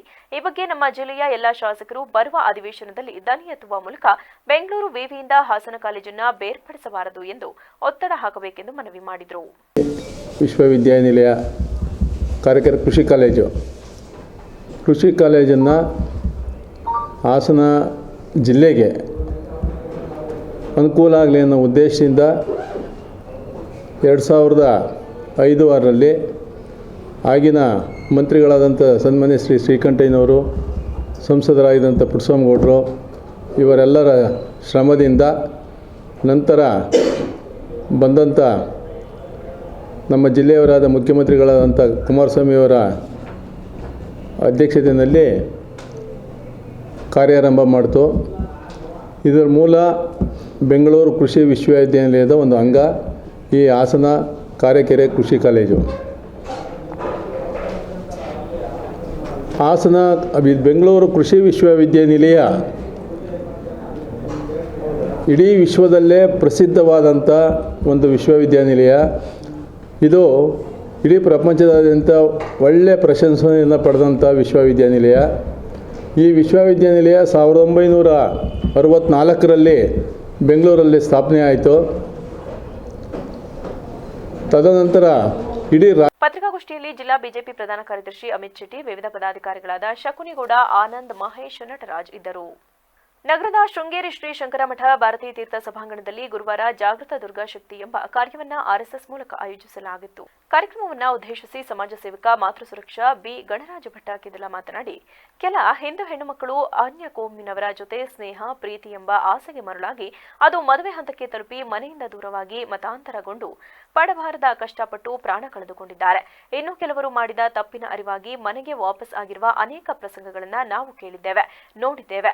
ಲವ್ ಜಿಹಾದ್ ಹೆಸರಿನಲ್ಲಿ ನಡೆಯುತ್ತಿರುವ ಇಂತಹ ಅಮಾನವೀಯ ಕೃತ್ಯಗಳಿಂದ ನಮ್ಮ ಸಹೋದರಿಯನ್ನ ರಕ್ಷಿಸುವ ಜವಾಬ್ದಾರಿ ಸಮಾಜ ಮತ್ತು ಸರ್ಕಾರಕ್ಕೆ ಇಂದು ಅಗತ್ಯವಾಗಿದೆ ಎಂದರು. ಅಪ್ಪಿಕೊಂಡ ಶಬ್ದ ಈ ಜಿಹಾದ್. ಜಿಹಾದ್ ಅಂದ್ರೆ ಏನು ಅಂತ ಕೇಳಿದ್ರೆ ಕೆಲವು ಬುದ್ಧಿಜೀವಿಗಳು ಹೇಳಿದ್ರು ಅದು ಧರ್ಮಯುದ್ಧ. ಜಿಹಾದ್ ಅಂದ್ರೆ ಧರ್ಮಯುದ್ಧ ಅಲ್ಲ. ಧರ್ಮದಲ್ಲಿ ಯುದ್ಧವನ್ನ ಸನಾತನ ಸಂಸ್ಕೃತಿ ಭಾರತ ಎಂದಿಗೂ ಸಹಿಸಲಿಲ್ಲ. ಧರ್ಮದಲ್ಲಿ ಯುದ್ಧವನ್ನು ಕಾಣಲಿಲ್ಲ. ಅದರ ಬದಲಾಗಿ ಯುದ್ಧದಲ್ಲಿ ಧರ್ಮವನ್ನ ಕಲಿಸಿದ್ದು ಸನಾತನ ಸಂಸ್ಕಾರ. ರಾಮ ರಾವಣನ ಯುದ್ಧದಲ್ಲಿ ದುಷ್ಟನಾದ ರಾವಣನು ಕೂಡ ಯುದ್ಧದಲ್ಲಿ ಧರ್ಮವನ್ನು ಕಂಡ. ಕಾಲಲ್ಲಿ ನಿಂತಿರುವಂತಹ ರಾಮನ ಜೊತೆಗೆ ರಥದಲ್ಲಿ ಕೂತ ನಾನು ಯುದ್ಧ ಮಾಡಲ್ಲ ಅಂತ ರಾವಣ. ದುಷ್ಟನಲ್ಲಿ ಕೂಡ ಯುದ್ಧದಲ್ಲಿ ಧರ್ಮ ಇತ್ತು. ಹಾಗಾದ್ರೆ ಧರ್ಮ ಯುದ್ಧ ಭಾರತದಲ್ಲಿ ಆಗಲಿಕ್ಕೆ ಹೇಗೆ ಸಾಧ್ಯ? ಹಾಗಾಗಿ ಜಿಹಾದ್ ಅಂದ್ರೆ ಧರ್ಮ ಯುದ್ಧ ಅಲ್ಲ. ಹಾಗಾದ್ರೆ ಜಿಹಾದ್ ಅಂದ್ರೆ ಏನು ಅಂತ ಮುಸಲ್ಮಾನರಲ್ಲಿ ಕೇಳಿದಾಗ ಅವರು ಹೇಳ್ತಾರೆ ಇದು ಕಾರ್ಯ ಸಾಧನೆ ಅಂತ. ಜಿಹಾದ್ ಅಂದ್ರೆ ಕಾರ್ಯ ಸಾಧನೆ. ಹಾಗಾದ್ರೆ ಲವ್ ಜಿಹಾದ್ ಅಂದ್ರೆ ಪ್ರೇಮದ ಮೂಲಕ ಕಾರ್ಯ ಸಾಧನೆ. ಸಕಲೇಶಪುರ ತಾಲೂಕಿನ ಬಾಗೇಲಿ ರಾಷ್ಟ್ರೀಯ ಹೆದ್ದಾರಿ 75ರಲ್ಲಿ ರಸ್ತೆ ಕಾಮಗಾರಿ ನಡೆಯುತ್ತಿದ್ದು, ಗ್ರಾಮದ ಉದ್ದಕ್ಕೂ ದೊಡ್ಡದಾದ ಚರಂಡಿ ತೋಡಿ ಮುಚ್ಚಿದ ಕಾರಣ ಮನೆಗಳಿಗೆ ಹೋಗಲು ನಿತ್ಯ ಸಮಸ್ಯೆಯಾಗಿದೆ. ಕೂಡಲೇ ಸರಿಪಡಿಸಿಕೊಡಬೇಕೆಂದು ಬಾಗೆ ಗ್ರಾಮಸ್ಥರು ಜಿಲ್ಲಾಡಳಿತಕ್ಕೆ ಮನವಿ ಸಲ್ಲಿಸಿದ್ದಾರೆ. ಈ ಸಂದರ್ಭದಲ್ಲಿ ಗ್ರಾಮಸ್ಥ ಹಾಗೂ ಕಾಂಗ್ರೆಸ್ ಮುಖಂಡ ಮೆಲ್ವಿನ್ ಜಾರ್ಜ್ ಪ್ರತೇಶ್ ಮತ್ತು ಗೋಪಿನಾಥ್ ಮಾತನಾಡಿ, ಸಕಲೇಶಪುರ ತಾಲೂಕು ಬೆಳಗೋಡು ಹೋಬಳಿ ಬಾಗೆ ಗ್ರಾಮದಲ್ಲಿ ರಾಷ್ಟ್ರೀಯ ಹೆದ್ದಾರಿ ರಸ್ತೆ ಕಾಮಗಾರಿ ಬೇಕಾಬಿಟ್ಟಿಯಾಗಿ ನಡೆಸುತ್ತಿದ್ದು ಗ್ರಾಮಸ್ಥರಿಗೆ ತೊಂದರೆಯಾಗಿದೆ. ಕೊಳಚೆ ನೀರು ಹರಿದು ಬಂದು ರಾಷ್ಟ್ರೀಯ ಹೆದ್ದಾರಿಗೆ ಬಂದು ನಿಲ್ಲುತ್ತದೆ. ಚರಂಡಿ ವ್ಯವಸ್ಥೆ ಇಲ್ಲದೆ ರಾಷ್ಟ್ರೀಯ ಹೆದ್ದಾರಿ ಪಕ್ಕದ ಮನೆಯವರು ಇಟಾಚಿಯಿಂದ ಚರಂಡಿ ತೆಗೆದಿರುತ್ತಾರೆ. ಇದರಿಂದಾಗಿ ರಾಷ್ಟ್ರೀಯ ಹೆದ್ದಾರಿಯ ಪಕ್ಕದಲ್ಲಿರುವ ಮನೆಗಳಿಗೆ ವಾಹನ ಹೋಗಲು ಆಗುತ್ತಿಲ್ಲ. ಸಂಬಂಧಿಸಿದ ಗುತ್ತಿಗೆದಾರರಿಗೆ ಕೇಳಿದ್ರೆ ಅವರು ನೀವು ನಿಮ್ಮ ಸ್ವಂತ ಹಣದಿಂದ ಸಿಮೆಂಟ್ ಪೈಪ್ ತಂದು ಕೊಟ್ಟರೆ ಪೈಪ್ ಅಳವಡಿಸಿಕೊಡುವುದಾಗಿ ಉಡಾಫೆಯಾಗಿ ಉತ್ತರಿಸುತ್ತಾರೆ. ಆದುದರಿಂದ ಜಿಲ್ಲಾಧಿಕಾರಿಗಳು ಹಾಗೂ ಹೈವೇ ಮೇಲಾಧಿಕಾರಿಗಳು ಖುದ್ದಾಗಿ ಭೇಟಿ ನೀಡಿ ಸ್ಥಳ ಪರಿಶೀಲನೆ ಮಾಡಿ ಸಿಮೆಂಟ್ ಪೈಪ್ ಅಳವಡಿಸಿ ಗ್ರಾಮಸ್ಥರ ಸಮಸ್ಯೆ ಸಹಕರಿಸಬೇಕು. ಇಲ್ಲವಾದಲ್ಲಿ ಗ್ರಾಮಸ್ಥರು ರಾಷ್ಟ್ರೀಯ ಹೆದ್ದಾರಿ ಬಂದ್ ಮಾಡಿ ಪ್ರತಿಭಟಿಸುವುದಾಗಿ ಎಚ್ಚರಿಸಿದರು. 75 ರೋಡಲ್ಲಿ ಹೈವೇಯಲ್ಲಿ ಪಕ್ಕದಲ್ಲಿ ಡ್ರೈನೇಜ್ ಸಿಸ್ಟಮ್ ಸರಿಯಾಗಿಲ್ಲ. ಈ ಸಿಸ್ಟಮ್ನ ಬಂದ್ಬಿಟ್ಟು ಯಾವುದೇ ಥರದ ಇದರಲ್ಲಿ ಇಟಾಚಿಯಲ್ಲಿ ಗುಂಡಿ ತೆಗೆದಿದ್ದಾರೆ. ಆದರೆ ಅಲ್ಲಿ ವೆಹಿಕಲ್ಸ್ಗಳು ಯಾವುದು ಹೋಗೋಕ್ಕಾಗಲಿ ಬರೋಕ್ಕಾಗಲಿ ಯಾವುದೂ ಇಲ್ಲ. ನಮ್ಮ ಗ್ರಾಮದ ಸಾರ್ವಜನಿಕರಿಗೆ ಬರಲು ಹೋಗಲು ತುಂಬ ತೊಂದರೆ ಆಗ್ತಿದೆ. ಯಾವ ಊರು, ಎಲ್ಲಿ ಸಮಸ್ಯೆ ಆಗಿರೋದು? ಬಾಗೆ ಗ್ರಾಮ, ಸಕಲೇಶಪುರ ತಾಲೂಕು. ಎಷ್ಟು ಮನೆಗಳಿದಾವೆ ಅಲ್ಲಿ? ಅಲ್ಲಿ ಸುಮಾರು ಒಂದು 70 ರಿಂದ 80 ಮನೆಗಳಿದ್ದಾವೆ. ಹೀಗಾಗಿ ನೀವು ಒಂದು ಎಷ್ಟು ಟೈಮಿಂದ ಈ ಥರ ಸಮಸ್ಯೆ ಆಗಿರೋದು ಇದು? ಸರ್ ಈಗ ಒಂದು 60 ಫ್ಯಾಮಿಲಿ ಆಗಿದೆ ಸರ್ ನಮಗೆ. ಅಲ್ಲಿ ಏನಾಗಿದೆ ಅಂದರೆ ಈ ವೇಳೆ ದಲಿತ ಮುಖಂಡರಾದ ಜಗದೀಶ್ ಬಾಗೆ, ಗ್ರಾಮ ಪಂಚಾಯಿತಿ ಅಧ್ಯಕ್ಷರಾದ ರೇಖಾ ಗೋಪಿನಾಥ್, ಮುಖಂಡ ಗೋಪಿನಾಥ್ ಹಾಗೂ ಗ್ರಾಮಸ್ಥರಿದ್ದರು. ಬೇಲೂರಿನಲ್ಲಿ ಜುಲೈ 18ರಂದು ಪಟ್ಟಣದ ವೀರಶೈವ ಕಲ್ಯಾಣ ಮಂಟಪದಲ್ಲಿ ಗುರು ಪೂರ್ಣಿಮಾ ಅಂಗವಾಗಿ ಪುಷ್ಪಗಿರಿ ಜಗದ್ಗುರುಗಳಿಗೆ ಬೃಹತ್ ಮಟ್ಟದಲ್ಲಿ ಗುರುವಂದನೆ ಕಾರ್ಯಕ್ರಮ ಹಮ್ಮಿಕೊಳ್ಳಲಾಗಿದೆ ಎಂದು ಪುಷ್ಪಗಿರಿ ಗ್ರಾಮೀಣಾಭಿವೃದ್ಧಿ ಸಂಸ್ಥೆಯ ಹಾಸನ ಮತ್ತು ಚಿಕ್ಕಮಗಳೂರು ಜಿಲ್ಲಾ ಯೋಜನಾಧಿಕಾರಿ ವಿನುತಾ ಧನಂಜಯ್ ತಿಳಿಸಿದರು. ಬೇಲೂರು ಪಟ್ಟಣದಲ್ಲಿಂದು ಪುಷ್ಪಗಿರಿ ಗ್ರಾಮೀಣಾಭಿವೃದ್ಧಿ ಮಹಿಳಾ ಸ್ವಸಹಾಯ ಸಂಘದ ಸದಸ್ಯರಿಗೆ ಗುರುವಂದನಾ ಕಾರ್ಯಕ್ರಮದ ಆಹ್ವಾನ ಪತ್ರಿಕೆ ವಿತರಿಸಿದ ಬಳಿಕ ಸುದ್ದಿಗಾರರೊಂದಿಗೆ ಮಾತನಾಡಿದ ಅವರು, ಸುಮಾರು 1200 ವರ್ಷಗಳ ಐತಿಹಾಸಿಕ ಹಿನ್ನೆಲೆಯನ್ನು ಹೊಂದಿರುವ ಪುಷ್ಪಗಿರಿ ಮಹಾಸಂಸ್ಥಾನ ಪ್ರಸ್ತುತ ರಾಷ್ಟ್ರ ಮತ್ತು ಅಂತಾರಾಷ್ಟ್ರೀಯ ಮಟ್ಟದಲ್ಲಿ ತನ್ನದೇ ಆದ ಛಾಪು ಮೂಡಿಸಿದೆ. ಇದಕ್ಕೆ ಕಾರಣ ಕಳೆದ 17 ವರ್ಷದ ಹಿಂದೆ ಸಮಾಜ ಸರ್ವತೋಮುಖ ಅಭಿವೃದ್ಧಿಗಾಗಿ ತಮ್ಮನ್ನೇ ತಾವು ತೊಡಗಿಸಿಕೊಂಡು ಪವಿತ್ರ ಗುರುಪೂರ್ಣಿಮಾ ದಿನ ಸನ್ಯಾಸತ್ವ ಸ್ವೀಕರಿಸಿದ ಪರಮಪೂಜ್ಯ ಜಗದ್ಗುರು ಶ್ರೀ ಸೋಮಶೇಖರ ಶಿವಾಚಾರ್ಯ ಮಹಾಸ್ವಾಮಿಗಳು ಕಳೆದ 17 ವರ್ಷದಲ್ಲಿ ಉತ್ತಮ ಸಾಧನೆ ಮಾಡುತ್ತಿದ್ದು, ಪುಷ್ಪಗಿರಿ ಜಗದ್ಗುರುಗಳಿಗೆ ಇದೇ ಜುಲೈ 18ರಂದು ಬೃಹತ್ ಮಟ್ಟದಲ್ಲಿ ಗುರುಪೂರ್ಣಿಮಾ ಅಂಗವಾಗಿ ಗುರುವಂದನೆ ಕಾರ್ಯಕ್ರಮ ಹಮ್ಮಿಕೊಂಡಿದ್ದು, ಸರ್ವರು ಹೆಚ್ಚಿನ ಸಂಖ್ಯೆಯಲ್ಲಿ ಆಗಮಿಸಬೇಕು ಎಂದು ಮನವಿ ಮಾಡಿದರು. ಶ್ರೀ ಪರಮಪೂಜ್ಯ ಶ್ರೀ ಶ್ರೀ ಶ್ರೀ ಶ್ರೀ ಸೋಮಶೇಖರ ಶಿವಾಚಾರ್ಯ ಸ್ವಾಮೀಜಿಗಳ ಪಾದಾರವಿಂದಗಳಿಗೆ ನನ್ನ ನಮನಗಳನ್ನು ಸಲ್ಲಿಸುತ್ತಾ, ನಮ್ಮ ಸ್ವಾಮೀಜಿ ಸನ್ಯಾಸತ್ವ ಸ್ವೀಕರಿಸಿದ 17ನೇ ವರ್ಷದ ಪ್ರಯುಕ್ತ ನಾವು ಗುರುವಂದನಾ ಕಾರ್ಯಕ್ರಮವನ್ನು ನಮ್ಮ ಸ್ವಸಹಾಯ ಸಂಘದವರೆಲ್ಲ ಸೇರಿ ಒಗ್ಗಟ್ಟಿನಿಂದ ಏರ್ಪಡಿಸಿದ್ದೀವಿ. ದಿನಾಂಕ 18/7/2024 ಗುರುವಾರ ಬೆಳಗ್ಗೆ 10:30ಕ್ಕೆ ಬೇಲೂರಿನ ವೀರಶೈವ ಕಲ್ಯಾಣ ಮಂಟಪದಲ್ಲಿ ಈ ಒಂದು ಕಾರ್ಯಕ್ರಮವನ್ನು ನೆರವೇರಿಸ್ತಾ ಇದ್ದೀವಿ. ಇದಕ್ಕೆ ನಮ್ಮ ಮಹಿಳಾ ಸಂಘದ ಸ್ವಸಹಾಯ ಸಂಘದ ನಮ್ಮ ಪೂಜ್ಯರು ಹುಟ್ಟುಹಾಕಿರುವಂತಹ ಸ್ವಸಹಾಯ ಸಂಘಗಳ ಸದಸ್ಯರೆಲ್ಲರೂ ಸೇರಿ ಪೂರ್ಣ ಕುಂಭದೊಂದಿಗೆ ಸ್ವಾಮೀಜಿಯವರನ್ನು ಬಸವೇಶ್ವರ ವೃತ್ತದಿಂದ ಈ ಒಂದು ಕಲ್ಯಾಣ ಮಂಟಪದವರೆಗೆ ಅವರನ್ನು ಆಹ್ವಾನ ಮಾಡ್ತಿದ್ದೀವಿ. ಈ ಒಂದು ಕಾರ್ಯಕ್ರಮದಲ್ಲಿ ಹೆಚ್ಚಿನ ಸಂಖ್ಯೆಯಲ್ಲಿ ಬೇಲೂರು ತಾಲೂಕಿನ ಹಾಗೂ ಪುಷ್ಪಗಿರಿ ಗ್ರಾಮೀಣಾಭಿವೃದ್ಧಿ ಸಂಘದ ಎಲ್ಲ ಸದಸ್ಯರು ಹಾಗೂ ಸಾರ್ವಜನಿಕರು ಆಗಮಿಸಬೇಕಾಗಿ ಈ ಮೂಲಕ ಕೇಳಿಕೊಳ್ಳುತ್ತೇನೆ. ಹಾಸನ ಜಿಲ್ಲಾ ವೀರಶೈವ ಲಿಂಗಾಯತ ಮಹಾಸಭಾದ ನಿರ್ದೇಶಕ ಅರೇಹಳ್ಳಿ ಗೀತಾ ಶಿವರಾಜ್ ಮಾತನಾಡಿ, ಇದೇ ಜುಲೈ 18ನೇ ಗುರುವಾರ ಬೆಳಗ್ಗೆ ಬೇಲೂರು ಪಟ್ಟಣದ ವೀರಶೈವ ಕಲ್ಯಾಣ ಮಂಟಪದಲ್ಲಿ ನಡೆಯುವ ಕಾರ್ಯಕ್ರಮಕ್ಕೆ ಮುನ್ನ ಪರಮಪೂಜ್ಯ ಜಗದ್ಗುರುಗಳನ್ನು ಪಟ್ಟಣದ ಹೃದಯ ಭಾಗದ ಬಸವೇಶ್ವರ ವೃತ್ತದಿಂದ 101 ಪೂರ್ಣ ಕುಂಭದೊಂದಿಗೆ ಸ್ವಾಗತಿಸಲಾಗುತ್ತದೆ. ಬಳಿಕ ವೇದಿಕೆಯ ಕಾರ್ಯಕ್ರಮ ನಡೆಸಲಾಗುತ್ತದೆ ಎಂದು ತಿಳಿಸಿದರು. ವೀರಶೈವ ಕಲ್ಯಾಣ ಮಂಟಪದಲ್ಲಿ ನಮ್ಮ ಪುಷ್ಪಗಿರಿ ಗ್ರಾಮೀಣಾಭಿವೃದ್ಧಿ ಮಹಿಳಾ ಸ್ವಸಹಾಯ ಸಂಘದ ಪದಾಧಿಕಾರಿಗಳು ಆಗಮಿಸಿದ್ದಾರೆ. ವಿಶೇಷ ಏನಪ್ಪ ಅಂತಂದರೆ, ಇವತ್ತು ನಾವು ಪರಮಪೂಜ್ಯರ ಪಟ್ಟಾಭಿಷೇಕ ಆದಂತಹ ಒಂದು ಸುದಿನವನ್ನು, ಸನ್ಯಾಸತ್ವವನ್ನು ಸ್ವೀಕರಿಸಿ ಗುರುಪೌರ್ಣಿಮೆಯ ದಿನವನ್ನು 17ನೇ ವರ್ಷದ ಒಂದು ಸಂಭ್ರಮದ ಆಚರಣೆಯನ್ನು ಈ ವರ್ಷ ಬೇಲೂರಿನ ವೀರಶೈವ ಕಲ್ಯಾಣ ಮಂಟಪದಲ್ಲಿ ಹಮ್ಮಿಕೊಂಡಿರೋದ್ರಿಂದ ಸಂಘದ ಎಲ್ಲ ಪದಾಧಿಕಾರಿಗಳು ಸಹ ಒಂದು ಕಾರ್ಯಕ್ರಮಕ್ಕೆ ಆಹ್ವಾನ ನೀಡಲಿಕ್ಕೆ, ಈ ಒಂದು ವಿಚಾರವನ್ನು ಇಲ್ಲಿ ತಲುಪಿಸಲಿಕ್ಕೆ ನಾವೆಲ್ಲ ಇಲ್ಲಿ ಸೇರಿದ್ದೀವಿ. ವಿಶೇಷ ಏನಂದರೆ, ಪರಮಪೂಜ್ಯರು ಈಗಾಗಲೇ ಪುಷ್ಪಗಿರಿ ಮಹಾಸಂಸ್ಥಾನಕ್ಕೆ ಸನ್ಯಾಸತ್ವವನ್ನು ಸ್ವೀಕರಿಸಿ 17 ವರ್ಷಗಳ ಒಂದು ಪುಷ್ಪಗಿರಿಯನ್ನು ಒಂದು ರಜತಗಿರಿಯನ್ನಾಗಿ ಮಾಡಿದ್ದಾರೆ. ಒಂದು ಭೂ ಕೈಲಾಸವನ್ನೇ ಸಹ ಇಲ್ಲಿ ದರಗಿಳಿಸಿರುವಂತಹ ಒಂದು ಪುಷ್ಪಗಿರಿ ಒಂದು ಮಹಾಸಂಸ್ಥಾನವನ್ನು ಇವತ್ತು ಇತಿಹಾಸ ಪೂರ್ವದಲ್ಲಿರುವಂತಹ. ಈ ಸಂದರ್ಭದಲ್ಲಿ ತುಂಬದೇವರಹಳ್ಳಿ ಗ್ರಾಮ ಪಂಚಾಯಿತಿ ಅಧ್ಯಕ್ಷ ಟಿಪಿ ಮಲ್ಲೇಶ್, ರೋಹಿಣಿ ಮಲ್ಲೇಶ್, ಸಾವಿತ್ರಮ್ಮ, ರತ್ನ, ನಯನ, ಮೀನಾಕ್ಷಿ, ಉಮೇಶ್ ಸೇರಿದಂತೆ ಇನ್ನು ಮುಂತಾದವರು ಹಾಜರಿದ್ದರು. ಈಗ ಒಂದು ಚಿಕ್ಕ ಬ್ರೇಕ್. ಮಂಗಳ ಅಚೀವರ್ಸ್ ಪದವಿ ಪೂರ್ವ ಕಾಲೇಜು ಹಾಸನದ ಪ್ರತಿಷ್ಠಿತ ಶಿಕ್ಷಣ ಸಂಸ್ಥೆಯಾದ ಅಚೀವರ್ಸ್ ಪದವಿ ಪೂರ್ವ ಕಾಲೇಜು ಹಾಗೂ ಮತ್ತೊಂದು ಪ್ರತಿಷ್ಠಿತ ಶಿಕ್ಷಣ ಸಂಸ್ಥೆಯಾದ ಮಂಗಳ ಪದವಿ ಪೂರ್ವ ಕಾಲೇಜಿನೊಂದಿಗೆ ಶೈಕ್ಷಣಿಕ ಸಹಭಾಗಿತ್ವ ಪಡೆದಿರುವುದು ಹಾಸನದ ಶೈಕ್ಷಣಿಕ ಕ್ಷೇತ್ರದಲ್ಲಿ ಹೊಸದೊಂದು ಅಧ್ಯಾಯವನ್ನು ಪ್ರಾರಂಭಿಸಿದೆ. ಕಾಲೇಜಿನಲ್ಲಿ ಗಂಡು ಮಕ್ಕಳಿಗೆ ಹಾಗೂ ಹೆಣ್ಣು ಮಕ್ಕಳಿಗೆ ಪ್ರತ್ಯೇಕ ಹಾಸ್ಟೆಲ್ ವ್ಯವಸ್ಥೆ ಇದ್ದು ಶುಚಿಯಾದ ಊಟದ ವ್ಯವಸ್ಥೆ ಇರುತ್ತದೆ. ಇದರೊಂದಿಗೆ ವಿದ್ಯಾರ್ಥಿಗಳ ರಕ್ಷಣೆಯ ದೃಷ್ಟಿಯಿಂದ ಸಿಸಿ ಕ್ಯಾಮೆರಾ ಒಳಗೊಂಡಂತೆ ಎಲ್ಲ ಮುನ್ನೆಚ್ಚರಿಕಾ ಕ್ರಮಗಳನ್ನು ಕೈಗೊಳ್ಳಲಾಗುವುದು. ವಿದ್ಯಾರ್ಥಿಗಳಿಗೆ ವೈದ್ಯಕೀಯ ಸೌಲಭ್ಯ ಸಹ ಕಾಲೇಜಿನಲ್ಲೇ ನೀಡಲಾಗುತ್ತದೆ. ದಿನದ 24 ಗಂಟೆಯೂ ವೈಫೈ ಸೌಲಭ್ಯ ಹಾಗೂ ನಿರಂತರ ವಿದ್ಯುತ್ ವ್ಯವಸ್ಥೆ ಸೌಲಭ್ಯ ಸೇರಿದಂತೆ ವಿಶಾಲವಾದ ಫಿಸಿಕ್ಸ್, ಕೆಮಿಸ್ಟ್ರಿ, ಬಯಾಲಜಿ ಹಾಗೂ ಕಂಪ್ಯೂಟರ್ ಸೈನ್ಸ್ ಲ್ಯಾಬ್ಗಳು ಮತ್ತು ವಿಶಾಲವಾದ ತರಗತಿಗಳ ವ್ಯವಸ್ಥೆಯೂ ಇರುತ್ತದೆ. ಹಾಗೆಯೇ ವಿದ್ಯಾರ್ಥಿಗಳ ದೈಹಿಕ ಆರೋಗ್ಯದ ಹಿತದೃಷ್ಟಿಯಿಂದ ಕ್ರೀಡಾ ಚಟುವಟಿಕೆಗಳು ಕೂಡ ಅತಿ ಹೆಚ್ಚು ಒತ್ತು ನೀಡಲಾಗುವುದು. ವಿದ್ಯಾರ್ಥಿಗಳ ಸರ್ವತೋಮುಖ ಬೆಳವಣಿಗೆಗೆ ಸಹಕಾರಿಯಾಗುವ ನಿಟ್ಟಿನಲ್ಲಿ ಹೆಜ್ಜೆ ಇಡುತ್ತಿರುವ ಮಂಗಳ ಅಚೀವರ್ಸ್ ಪದವಿ ಪೂರ್ವ ಕಾಲೇಜಿನಲ್ಲಿ 2024-25ನೇ ಸಾಲಿಗೆ ದಾಖಲಾತಿ ಪ್ರಾರಂಭವಾಗಿರುತ್ತದೆ.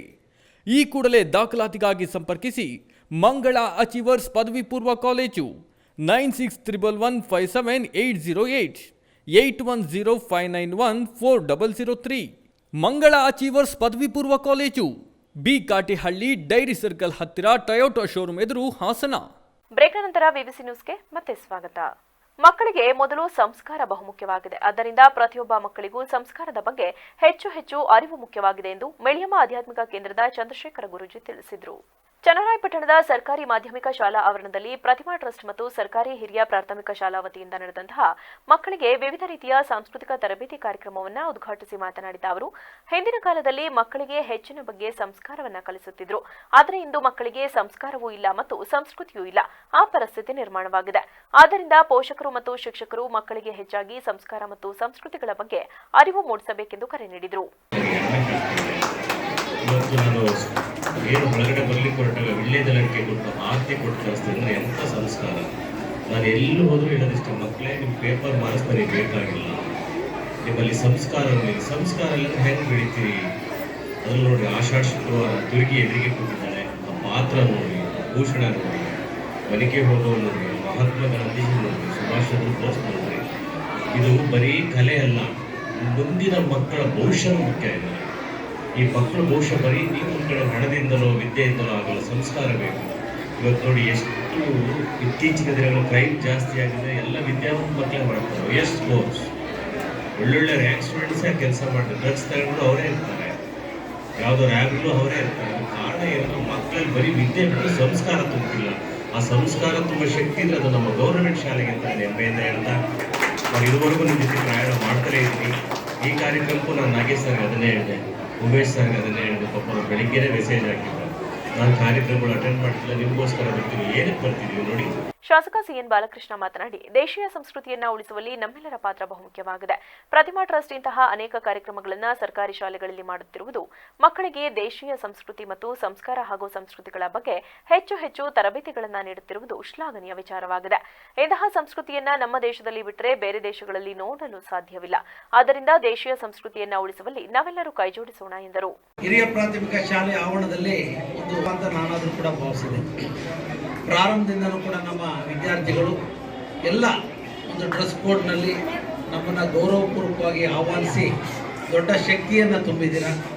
ಈ ದೇಶೀಯ ಸಂಸ್ಕೃತಿಯನ್ನು ಉಳಿಸುವಂಥ ನಿಟ್ಟಿನಲ್ಲಿ ನಾವೆಲ್ಲರೂ ಕೂಡ ಕೈ ಜೋಡಿಸಬೇಕಾಗಿದೆ.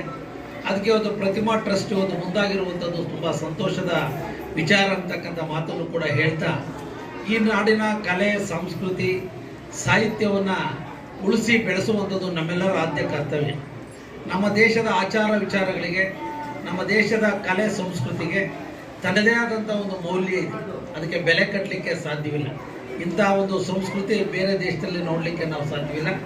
ಅದರಿಂದ ದೇಶೀಯ ಸೊಗಡಿನ ಜಾನಪದಕ್ಕೆ ಸಂಬಂಧಿಸಿರುವುದು ಪೂರ್ವಪರವಾದಂಥ ಒಂದು ಐತಿಹಾಸಿಕವಾದಂಥ ಸನ್ನಿವೇಶಗಳನ್ನು ಇವತ್ತು ಪುನರ್ ಪ್ರಾರಂಭಿಸ್ತಕ್ಕಂಥದ್ದಕ್ಕೆ ನಿಮ್ಮೆಲ್ಲರಿಗೂ ಕೂಡ ಒಂದು ತರಬೇತಿಯನ್ನು ಕೊಡ್ತಕ್ಕಂಥದ್ದಕ್ಕೆ ಪ್ರತಿಮಾ ಟ್ರಸ್ಟ್ ಸಹಕಾರವನ್ನು. ಈ ಸಂದರ್ಭದಲ್ಲಿ ಪುರಸಭಾ ಸದಸ್ಯ ಬನಶಂಕರಿ ರಘು, ತಾಲೂಕು ಕ್ಷೇತ್ರಾಧಿಕಾರಿ ದೀಪಾ, ಕ್ಷೇತ್ರ ಶಿಕ್ಷಣ ಇಲಾಖೆಯ ಸಂಪನ್ಮೂಲ ಅಧಿಕಾರಿ ಅನಿಲ್, ಸರ್ಕಾರಿ ಬಾಲಿಕೆಯರ ಪ್ರೌಢಶಾಲೆಯ ಮುಖ್ಯ ಶಿಕ್ಷಕ ರಮೇಶ್, ಪ್ರತಿಮಾ ಟ್ರಸ್ಟ್ ಅಧ್ಯಕ್ಷ ತೇಕನಹಳ್ಳಿ ಉಮೇಶ್, ತಾಲೂಕು ಅಧ್ಯಕ್ಷರ ದಾಸೋಹ ಅಧಿಕಾರಿ ಚಲುವನಾರಾಯಣ ಸೇರಿದಂತೆ ಇನ್ನು ಮುಂತಾದವರು ಹಾಜರಿದ್ದರು.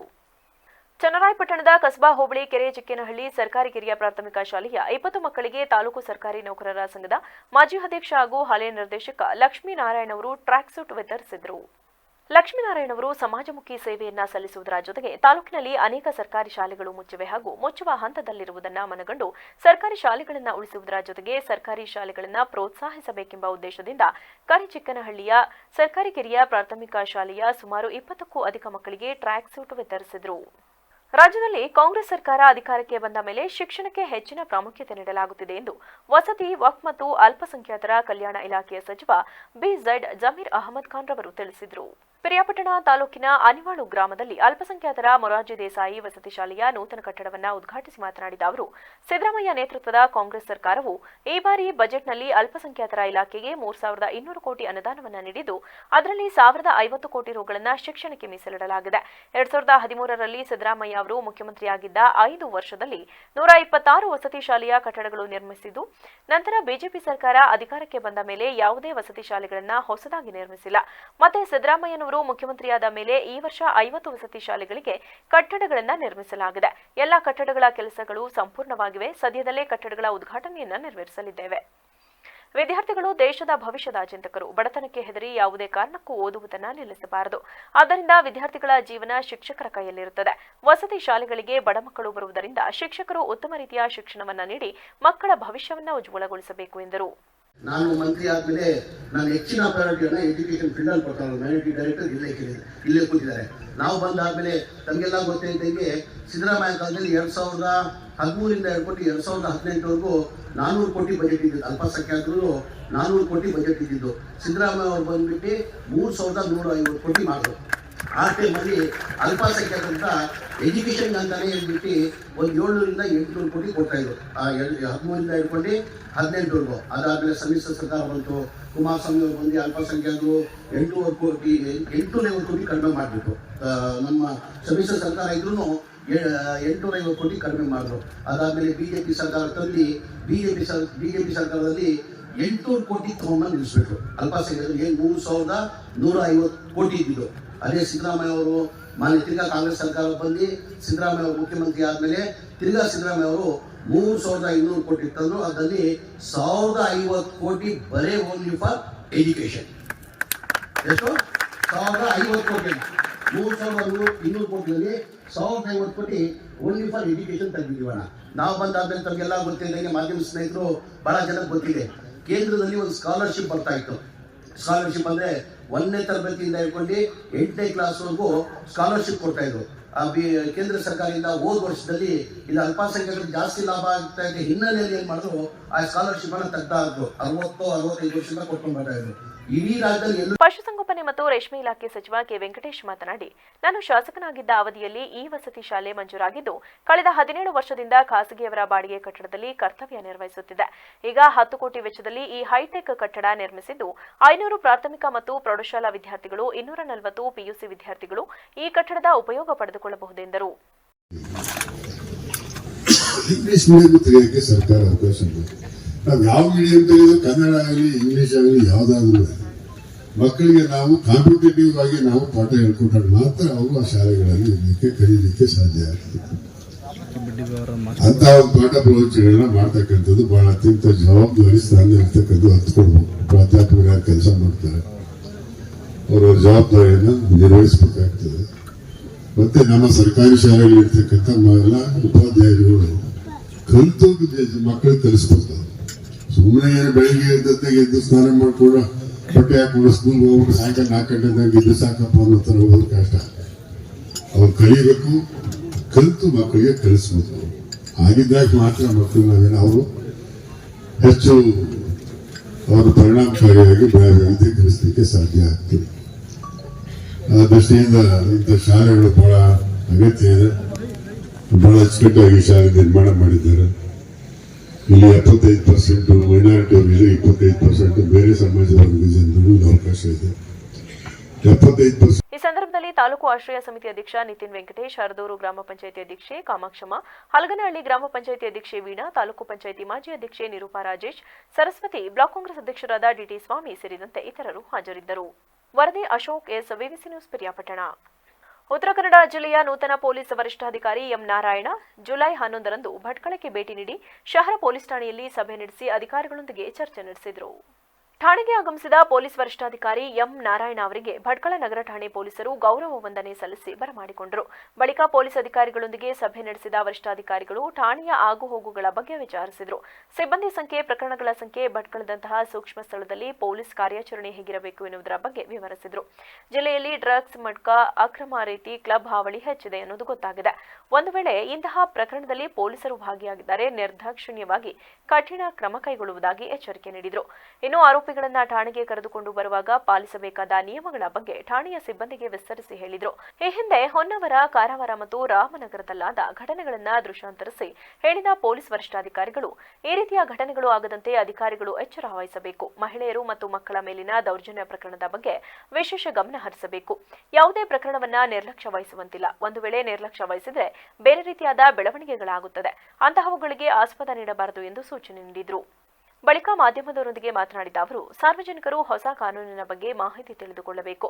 ಹೊಸದಾಗಿ ಸಾಮಾಜಿಕ ಸೇವೆ ಎನ್ನುವ ಕಾನೂನು ಜಾರಿಗೆ ಬಂದಿದೆ. ಪದೇ ಪದೇ ಓರ್ವ ವ್ಯಕ್ತಿ ಸಣ್ಣ ಪುಟ್ಟ ಪ್ರಕರಣದಲ್ಲಿ ಭಾಗಿಯಾಗುತ್ತಿದ್ದರೆ ಸ್ವಚ್ಛತೆ ಕೆಲಸಗಳಿಗೆ ಆತನನ್ನ ತೊಡಗಿಸಿಕೊಳ್ಳಲಾಗುವುದು ಎಂದರು.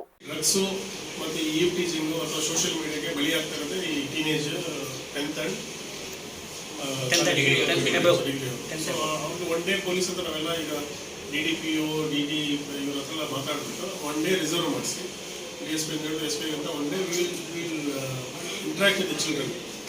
ಈ ಗೂಡಂಗಡಿಗಳಲ್ಲಿ ಇದರಲ್ಲಿ ಚಾಕ್ಲೇಟ್ಸು, ಡ್ರಗ್ಸು ಆ ಥರ ಏನು ಮಾಡ್ತಾ ಇದೆಯಾ, ಮತ್ತು ಅವರು ಯೂಟಿಸಿಂಗ್ ಮಾಡ್ತಾ ಇದ್ದಾರೆ ಅಥವಾ ಏನು ಸಪ್ಲೈ ಲಿಂಕ್ ಇಲ್ಲಿ ಇದನ್ನು ತಿಳ್ಕೊಳ್ಳೋದಕ್ಕೆ, ಮತ್ತು ಕಾನೂನು ಬಗ್ಗೆ ಮಕ್ಕಳಿಗೆ ಪೋಕ್ಸೋ ಆ್ಯಕ್ಟ್ ಬಗ್ಗೆ ಎಸ್ಪೆಷಲಿ ಪೋಕ್ಸೋ ಆ್ಯಕ್ಟ್ಸ್ ಬಗ್ಗೆ ಅವರಿಗೆಲ್ಲರಿಗೂ ತಿಳಿಸೋದಕ್ಕೆ ಈಗ ಆದೇಶ ಬಂದರೆ ಅದೇ ನಾವು ಒಂದು ಪ್ರತಿ ಇದರಲ್ಲಿ ಒಂದು ಏನು ಪೊಲೀಸ್ ಡೇನ ನಾವು ಮಾಡ್ತೀವಿ. ಈ ಥರ ತಾಲೂಕಿಗೆ ಪ್ರತಿದಿನ ಒಂದು ಸ್ಕೂಲ್ಗೆ ನಮ್ಮ ಹೋಗ್ಬೇಕು.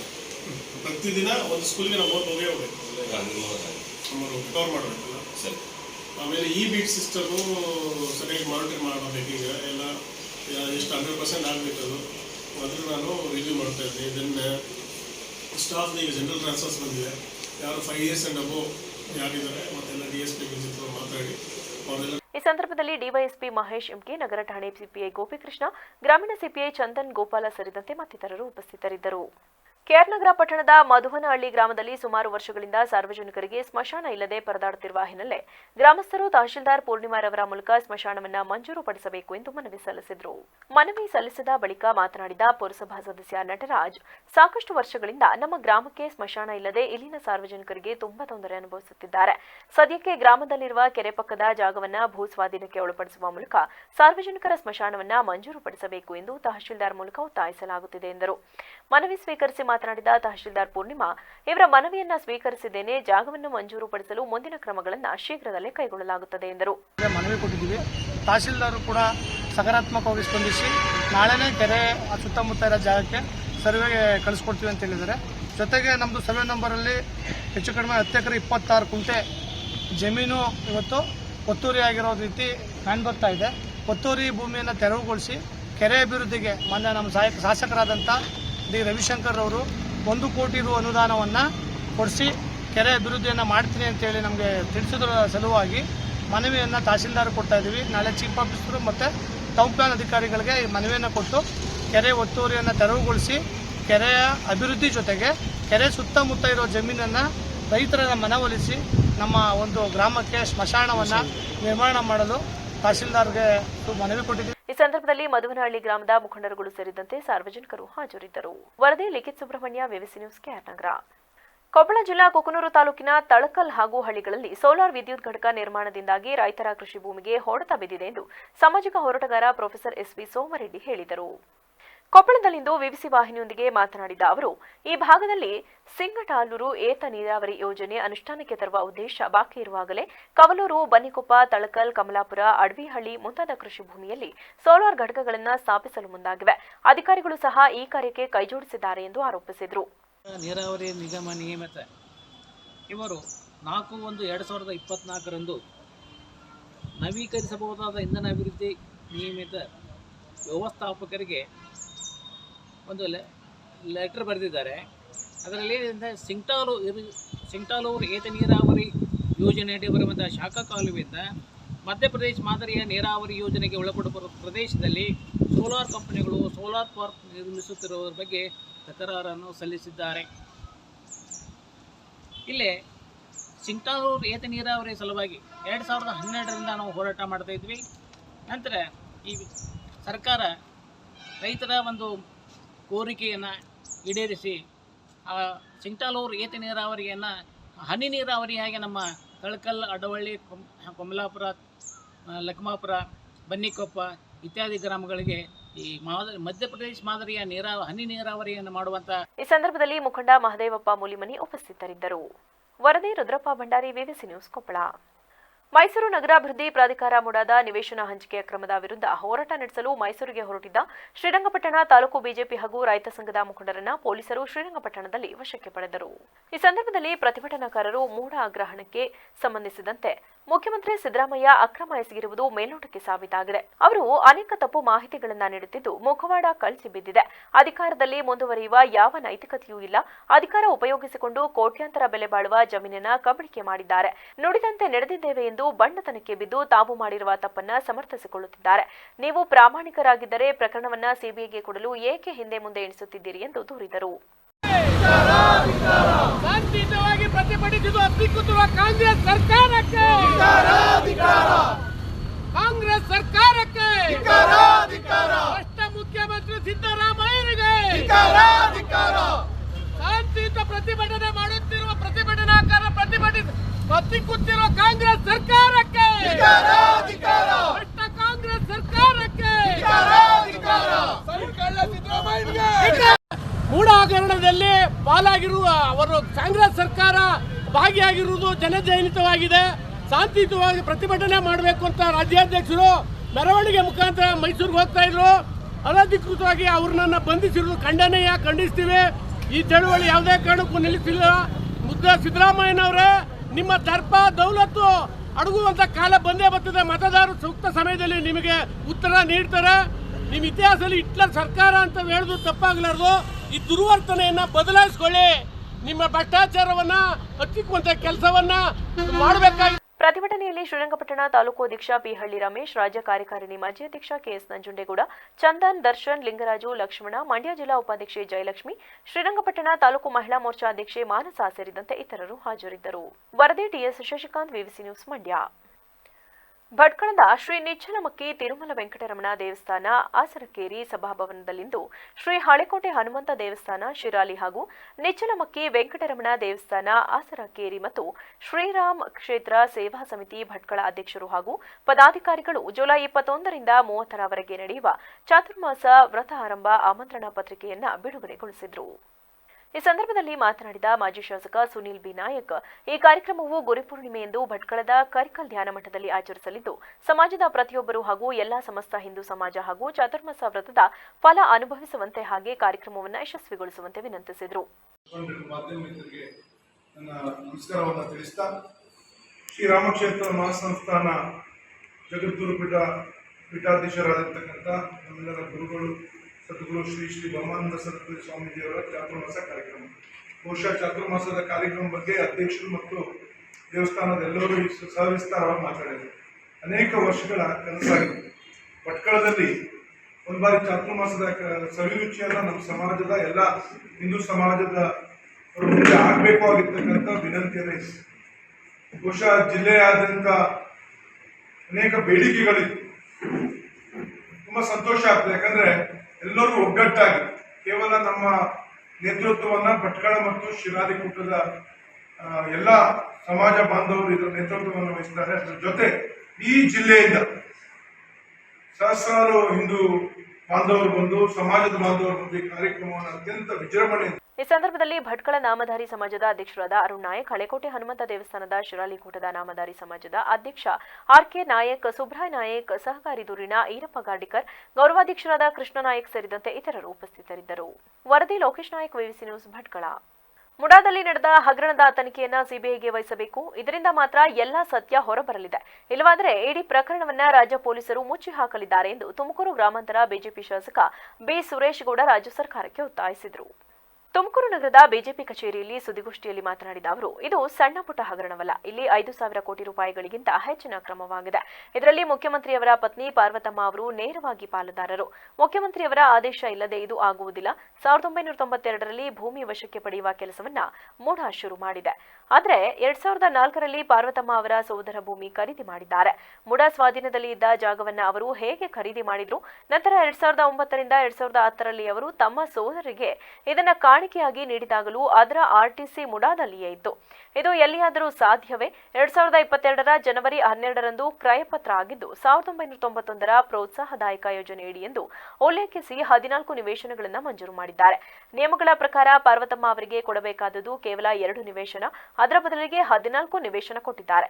ಇದಕ್ಕಿಂತ ಅಂತಹದೊಂದು ಆಡಳಿತ ಇನ್ನೊಂದು ಇರಲು ಸಾಧ್ಯವಿಲ್ಲ. ಇದಕ್ಕೆ ಅಧಿಕಾರದ ದುರ್ಬಳಕೆ ಎನ್ನದೇ ಇನ್ನು ಯಾವುದು ಅನ್ಬೇಕು? ಇದಕ್ಕೆ ಮುಖ್ಯಮಂತ್ರಿಗಳೇ ಉತ್ತರ ಕೊಡಬೇಕು ಎಂದು ಆಗ್ರಹಿಸಿದರು. ಮುಚ್ಚಾಕುವಂತ ಪ್ರಯತ್ನ ಮಾಡುವಂಥದ್ದು, ಮುಚ್ಚಾಕೋದು ಕಾನೂನಲ್ಲಿ ಎಷ್ಟು ಅಪರಾಧ ಅಂತ ಗೊತ್ತಿದೆ. ಇದು CBIಗಾದರೆ ಬೈರತಿ ಸುರೇಶ್ ಅವರು ಕೂಡ ಜೈಲಿಗೆ ಹೋಗಬೇಕಾಗುತ್ತೆ. ಯಾವೊಬ್ಬ ನಾಯಕನ ರಕ್ಷಣೆ ಮಾಡ್ಕೊಳ್ಳೋಕೆ ಹೋಗಿ ತಾನು ಜೈಲು ಪಾಲಾಗಬಾರ್ದು. ಇನ್ನು ಯುವಕರಿದ್ದಾರೆ, ಅವ್ರನ್ನೂ ಕೂಡ ಈ ಕೂಡಲೇ ಸಿದ್ದರಾಮಯ್ಯನವರು ಮತ್ತು ಗವರ್ನರ್ ಈ ಕೂಡಲೇ ಅಲ್ಲಿರುವಂಥ ಮೂಢ ಡಾಕ್ಯುಮೆಂಟ್ಗಳನ್ನು ವಶಪಡಿಸ್ಕೋಬೇಕು. ಮತ್ತು ಯಾವುದೇ ನಾಶ ಆಗ್ದಂಗೆ ಡಾಕ್ಯುಮೆಂಟ್ಗಳನ್ನು ತಕ್ಷಣ ವಶಪಡಿಸ್ಕೋಬೇಕು ಸರ್ಕಾರದಲ್ಲಿ. ಮತ್ತು ಇದನ್ನು CBIಗೆ ತನಿಖೆಗೆ ಆದೇಶ ಮಾಡಬೇಕು ಅಂತೇಳಿ ಆಗ್ರಹ ಮಾಡ್ತೀವಿ. ಇನ್ನೊಂದು ಮುಖ್ಯವಾಗಿ ಹೇಳಬೇಕು ಅಂತ ಹೇಳಿದ್ರೆ, ನಾವು ನೋಡ್ದೋ ಈಗ ರೇವಣ್ಣ ಅವರ ಕೇಸಲ್ಲಿ SIT ಅವರು ಯಾವ ರೀತಿ ಆ್ಯಕ್ಟ್ ಮಾಡಿದ್ರು. ಇನ್ನು ರೇವಣ್ಣ ಸೂರಜ್ ಸ್ಟೇಷನ್ಗೆ ಹೋದ ತಕ್ಷಣ ಹಿಡಿದು ಅರೆಸ್ಟ್ ಮಾಡಿ ಜೈಲಿಗೆ ಹಾಕ್ತಾರೆ. ಯಡಿಯೂರಪ್ಪನವ್ರದ್ದು ಯಾವುದೋ ಒಂದು ಕೇಸ್ ಇಲ್ಲದೇ ಕೂಡ ಬಂಧಿಸಕ್ಕೆ ಹೋಗ್ತಾರೆ. ಅದರಿಂದ ನಾನು ಪ್ರತಿಪಕ್ಷಗಳಿಗೆ ಒಂದು ಕಾನೂನಿದ್ರೆ ವಿರೋಧ ಪಕ್ಷಕ್ಕೆ ಒಂದು ಕಾನೂನನ್ನು ನಾವು ನೋಡ್ತಿದ್ದೇವೆ. ಅದರಿಂದ ಕರ್ನಾಟಕ ರಾಜ್ಯದ ಪೊಲೀಸ್ ಅಧಿಕಾರಿಗಳ ಮೇಲೆ SITಗಳ ಮೇಲೆ ನಮಗೆ 1% ನಂಬಿಕೆ ಇಲ್ಲ.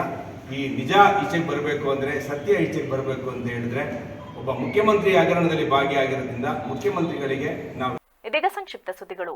ಹಾಸನದ AVK PU ಕಾಲೇಜಿನಲ್ಲಿ ಡೆಂಗ್ಯೂ ಹರಡದಂತೆ ಮುನ್ನೆಚ್ಚರಿಕೆ ಕ್ರಮಗಳನ್ನು ಹೇಗೆ ಅನುಸರಿಸಬೇಕು ಹಾಗೂ ಮುಂಜಾಗ್ರತೆ ವಹಿಸಬೇಕು ಎಂದು ಜಡಿ ಸತೀಶ್ ಮಾಹಿತಿ ನೀಡಿದರು. ಕಾರ್ಯಕ್ರಮವನ್ನು ರೋಟರಿ ಕ್ಲಬ್ ಆಫ್ ಕ್ವಾಂಟಾ ತಂಡ ನಡೆಸಿಕೊಟ್ಟಿತು.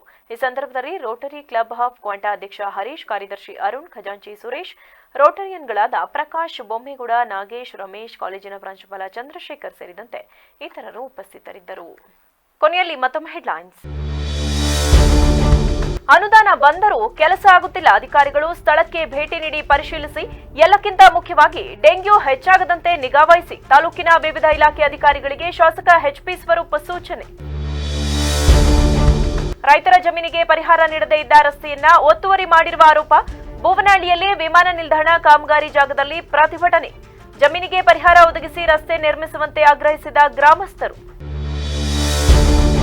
ಜನಸ್ಪಂದನ ಸಭೆ ಅಧಿಕಾರಿಗಳ ನಡವಳಿಕೆಯನ್ನ ಅನಾವರಣ ಮಾಡುವ ಉತ್ತಮ ವೇದಿಕೆಯಾಗಿದೆ. ಸಭೆಯಲ್ಲಿ 90% ಸಮಸ್ಯೆಗಳನ್ನ ಸ್ಥಳದಲ್ಲೇ ಬಗೆಹರಿಸಲಾಗುವುದರಿಂದ ಸಾರ್ವಜನಿಕರಿಗೆ ಸಹಾಯಕವಾಗಿದೆ. ಜಿಲ್ಲಾಧಿಕಾರಿ ಸಿ ಸತ್ಯಭಾಮ ಹೇಳಿಕೆ. ಕ್ಷಣ ಕ್ಷಣದ ಸುದ್ದಿಗಾಗಿ ನೋಡ್ತಾ ಇರಿ ವಿವಿಸಿ ಟಿವಿ. ಸದ್ಯದ ಕಡೆ ನಮ್ಮ ನಡೆ.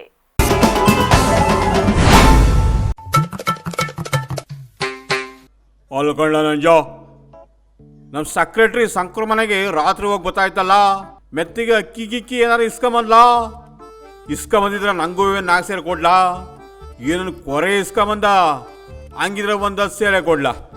ನೋಡಪ್ಪ, ನಾನು ಯಾರಿಗೂ ಹೇಳೋಕಿಲ್ಲ. ಒಳ್ಳೆ ಮಿನಿಸ್ಟರ್ ಕಾರ್ಗಳೋದಂಗೆ ಸುಮ್ಕೆ ಬಳ ಬಳ ಅಂತ ಹೊಡ್ಕತಿಯಲ್ಲ. ನಾನು ಸಂಕ್ರಣ್ಣನ ಮನೆಗೆ ಹೋಗಿದ್ದು ದಿಟ್ವೆ, ಹಂಗಂತ ಅಕ್ಕಿ ಅವನೇ ಯಾಕೆ ಕೊಟ್ಟಲ್ಲ, ನಾನೇ ಕಿಸ್ಕೊಂಬರಲ್ಲ. ಬೇರೆ ಏನೋ ಇಸ್ಸೆ ಇತ್ತು, ಸುಮ್ಮನೆ ಮಾತಾಡ್ಕೊ ಬರೋಣ ಅಂತ ಹೋಗಿದ್ದಪ್ಪ. ನಮ್ಮ ಅಂಗಡಿ ಪಾಲನೆ ತರ ಬೇಡದೆ ಇದ್ದಕ್ಕೆಲ್ಲ ಮೂಗ್ ತುರಿಸಿಯಲ್ಲ. ಈ ಹಂಗಲ್ಲ ಕಂಡ, ರಾಜಕಾರಣ ಮೂಗು ತೋರಿಸ್ಬೇಕಾಯ್ತದೆ, ಬಾಯಿಗೆ ಬಂದಂಗೆ ಮಾತಾಡಬೇಕಾಯ್ತದೆ, ಬ್ಯಾಡ ದಿವಸಕ್ಕೆ ಕೈ ಹಾಕ್ಲೇಬೇಕಾಯ್ತದೆ ಕಣ್ಣ. ಈಗ ನೋಡಪ್ಪ, ನಮ್ಮ DKಶಿ ಹೊಂಟಿಲ್ವೇ, ರಾಮನಗರ ಜಿಲ್ಲೆನ ಬೆಂಗಳೂರು ದಕ್ಷಿಣ ಮಾಡ್ತೀನಿ ಅಂತವ. ಸರಿಯಾಗಿ ಪಾಯಿಂಟ್ ಬಂದೆ. ಈಗ ನಮ್ಮ ಕುಮಾರಣ್ಣ ಸೆಂಟ್ರಲ್ ಮಿನಿಸ್ಟರ್ ಆಗಿ ಸುಮ್ಮನೆ ಇರಕ್ಕಾಗ್ದೆಯಾ?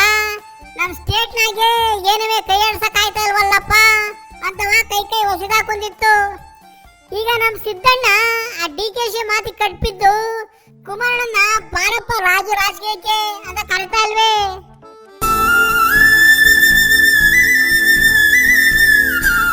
ಇನ್ನು ಮಾಗಡಿ ಬಾಲಣ್ಣ ನಮ್ಮ ಚೆಲುಸ್ವಾಮಿ ಪಂಚೆ ಎತ್ಕೊಂಡು ಕಾಯ್ತಾ ಇರ್ತವೆ, ಕುಮಾರಣ್ಣ ಯಾವಾಗ ಬರ್ತದೆ, ಯಾವ ಬಿಲ್ಲಿ ಯಾವ ಬಾಣ ಉಡವ ಅಂತ.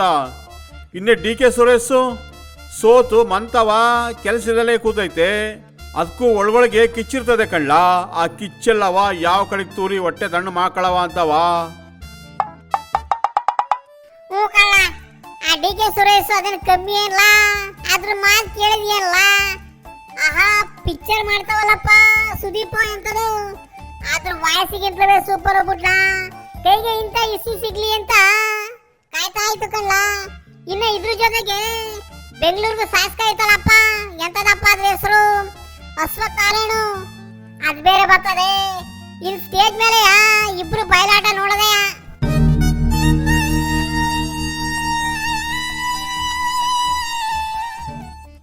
ಅಲ್ಕಂಡ್ಲ, ಇವರೆಲ್ಲ ಇಷ್ಟು ಹೋರಾಟ ಮಾಡ್ಕೊಂಡು ಓಡಾಡ್ಕೊಂಡು ರಾಮನಗರ ಜಿಲ್ಲೆ ಹೆಸರು ಚೇಂಜ್ ಮಾಡ್ತಾವ್ರಲ್ಲ, ಬುಡ್ಲ ಹೊಸ ಹೆಸರು ಇಟ್ಕೊಂಡ್ಮೇಲೆ ಏನೇನವ ಇಸೆ ಹೆಸರು ಸವಲತ್ತು ಸಿಗ್ಬೋದೇನೋ, ಸಿಗ್ಲಿ ಬುಡ್ಲ. ಅಲ್ಲೂ ಏನು ಓಟ್ ಹಾಕೋರು ಬಡವ್ರು ಇಲ್ವೇ, ಅನುಕೂಲ ಆಯ್ತದೇನೋ, ಆಗ್ಲಿ ಬುಡ್ಲ. ಮಂಜ ಎಲ್ರೂ ಪಾಪ ನಿನ್ನಂಗೆ ಅನ್ಕೊಂಡವ್ರೆ ಕಣ್ಲ. ಹೆಸರು ಬದಲಾದ್ರೆ ಏನ್ ಸಿಗ್ತದ್ಲ? ಎಂತ ಮಣ್ಣಂಗಟ್ಟೇನು ಇಲ್ಲ. ಇವಲ್ಲ ಈ ಜನಸೇವೆ ರಾಜಕೀಯ ಅಂತ ಆಟಾಡ್ಕೊಂಡವಲ್ಲ, ಅವುಗಳ ಪರ್ಸನಲ್ ಅಂತಾರಲ್ಲ, ಆ ತೀರಿಸ್ಕೋಬೇಕು. ಕುಮಾರಣ್ಣ ನಮ್ಮ ಸೀಮೆಯಿಂದ ಹೋಗಿ ರಾಜ್ಯ ಕಟ್ಟೋದಲ್ಲ, ಅದನ್ನ ಇವೆಲ್ಲ ಮಾಡಿ ಹೊಸ ಮಾಡ್ಕೋಬೇಕು ಅಂತ ಇವ್ರುಗಳ ಆಟ. ಜನಗಳಿಗೇನು 5 ಪೈಸದು ಉಪಯೋಗ ಇಲ್ಲ ಕಣ್ಲ. ಹೆಂಗೋ ನಮ್ಮ ಟಿವಿ ಉಕ್ಕೆ ಪೇಪರ್ ನೋಡಕ್ಕೆ ಮಾತಾಡಕ್ಕೆ ಬರೆಯಕ್ಕೆ ಇಷ್ಟ ಸಿಗ್ತದ ಅಷ್ಟೇ, ಏನಂತಿಲ್ಲ?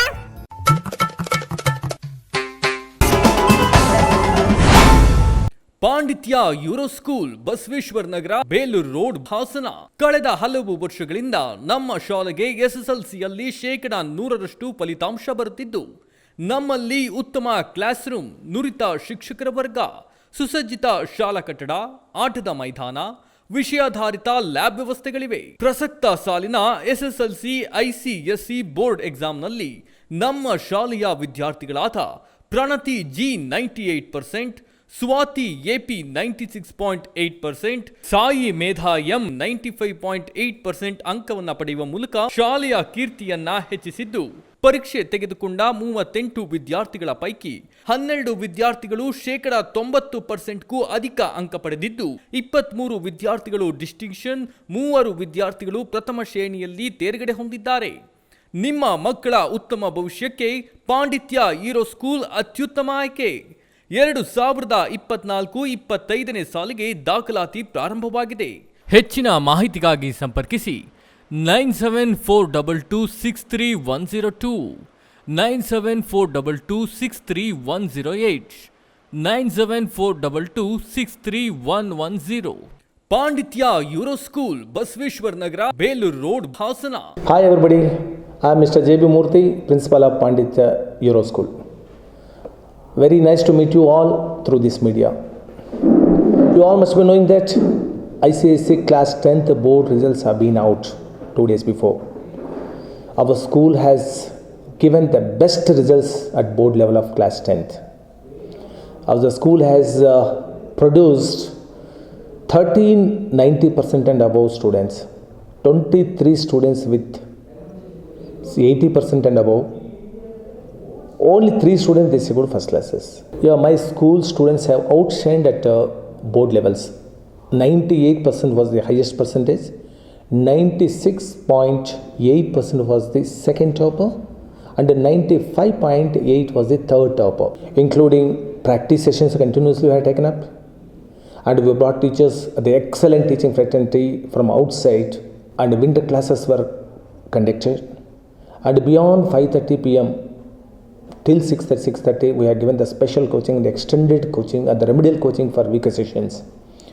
A lot of hard work service given by the teachers, which has resulted into getting an excellent results at board levels. We are proud to say our teachers are doing the extraordinary job. My students are tuning to that interest, coming out with a colorful percentages at board levels. They are outshining at board level results. ನನ್ನ ಹೆಸರು ಗಿರೀಶ್ ಅಂತ, ನಾನು SBIನಲ್ಲಿ ಕೆಲಸ ಮಾಡೋದು. ನನ್ನ ಮಗಳು ಪ್ರಣತಿ G ಈ ವರ್ಷ ICSE 10th 98% ತಗೊಂಡು ಪಾಂಡಿತ್ಯ ಯೂರೋ ಸ್ಕೂಲ್ ಟಾಪರ್ ಆಗಿದ್ದಾಳೆ. ಇದ್ರ ಬಗ್ಗೆ ನಮಗೆ ತುಂಬ ಹೆಮ್ಮೆ ಅನಿಸುತ್ತೆ. ಮತ್ತು ಸ್ಕೂಲ್ನವರು ಹಾಗೂ ನಾವು ಎಲ್ಲರೂ ಅವಳು ಒಳ್ಳೆ ಪರ್ಸೆಂಟೇಜ್ ತಗೊಳ್ತಾಳೆ ಅಂತ ಎಕ್ಸ್ಪೆಕ್ಟ್ ಮಾಡಿದ್ವಿ. ಆಲ್ಮೋಸ್ಟ್ ನಾವು ನಮ್ಮ ನಿರೀಕ್ಷೆಯಂತೆಯೇ ಅವಳು ಸ್ಕೋರ್ ಮಾಡಿದ್ದಾಳೆ. ನನ್ನ ಹೆಸರು ಶೈಲಶ್ರೀ ಅಂತ, ನಾನು ಪ್ರೌಢಶಾಲಾ ಶಿಕ್ಷಕಿಯಾಗಿ ಕೆಲಸ ಮಾಡ್ತಾಯಿದ್ದೀನಿ. ನಾನು ಪ್ರಣತಿ G ಅವರ ತಾಯಿ. ಅವಳು ಈ ವರ್ಷ 2023-24 ಸಾಲಿನಲ್ಲಿ ಯೂರೋ ಸ್ಕೂಲಲ್ಲಿ ಟಾಪರ್ ಆಗಿದ್ದಾಳೆ. ಅದು ತುಂಬ ಹೆಮ್ಮೆಯ ವಿಷಯ ಹಾಗೂ ತುಂಬ ಸಂತೋಷ ಕೊಟ್ಟಿದೆ ನಮಗೆಲ್ಲರಿಗೂ. I am Pranati G. I scored 98 in this academic year and topped Panditya Euro School. I am deeply honored to stand before you to speak a few words and share my experience about topping Panditya Euro School for this academic year. I would express my sincere and heartfelt gratitude to the school management, academic director, principal, teachers and all my friends. Special thanks to my parents and grandparents who all constantly encouraged me and guided me to score this one. ನಮಸ್ತೆ, ನಾನು ಮಂಜುನಾಥ್, ಸಾಯಿ ಮೇಧಾ ಅವರ father. ನನ್ನ ಮಗಳು ಪಾಂಡಿತ್ಯ ಇರೋ ಸ್ಕೂಲಲ್ಲಿ LKGಯಿಂದ ಓದ್ತಾ ಇದ್ದಾಳೆ. ಮುಂಚೆಯಿಂದನೇ ಚೆನ್ನಾಗಿ ಸ್ಕೋರ್ ಮಾಡ್ತಾಯಿದ್ದಾಳೆ. ಟೀಚರ್ಸ್ ಎಲ್ಲ ತುಂಬ ಕೋಚಿಂಗ್ ತುಂಬ ಚೆನ್ನಾಗಿದೆ. ಇಲ್ಲಿ ತುಂಬ ಒಳ್ಳೆ ಕೋಆಪ್ರೇಟ್ ಮಾಡ್ತಾರೆ ಟೀಚರ್ಸ್. ನಮಸ್ತೆ, ನಾನು ಗೀತಾ ಅಂತ, ನಾನು ಹೌಸ್ ವೈಫ್ ಆಗಿದ್ದೀನಿ.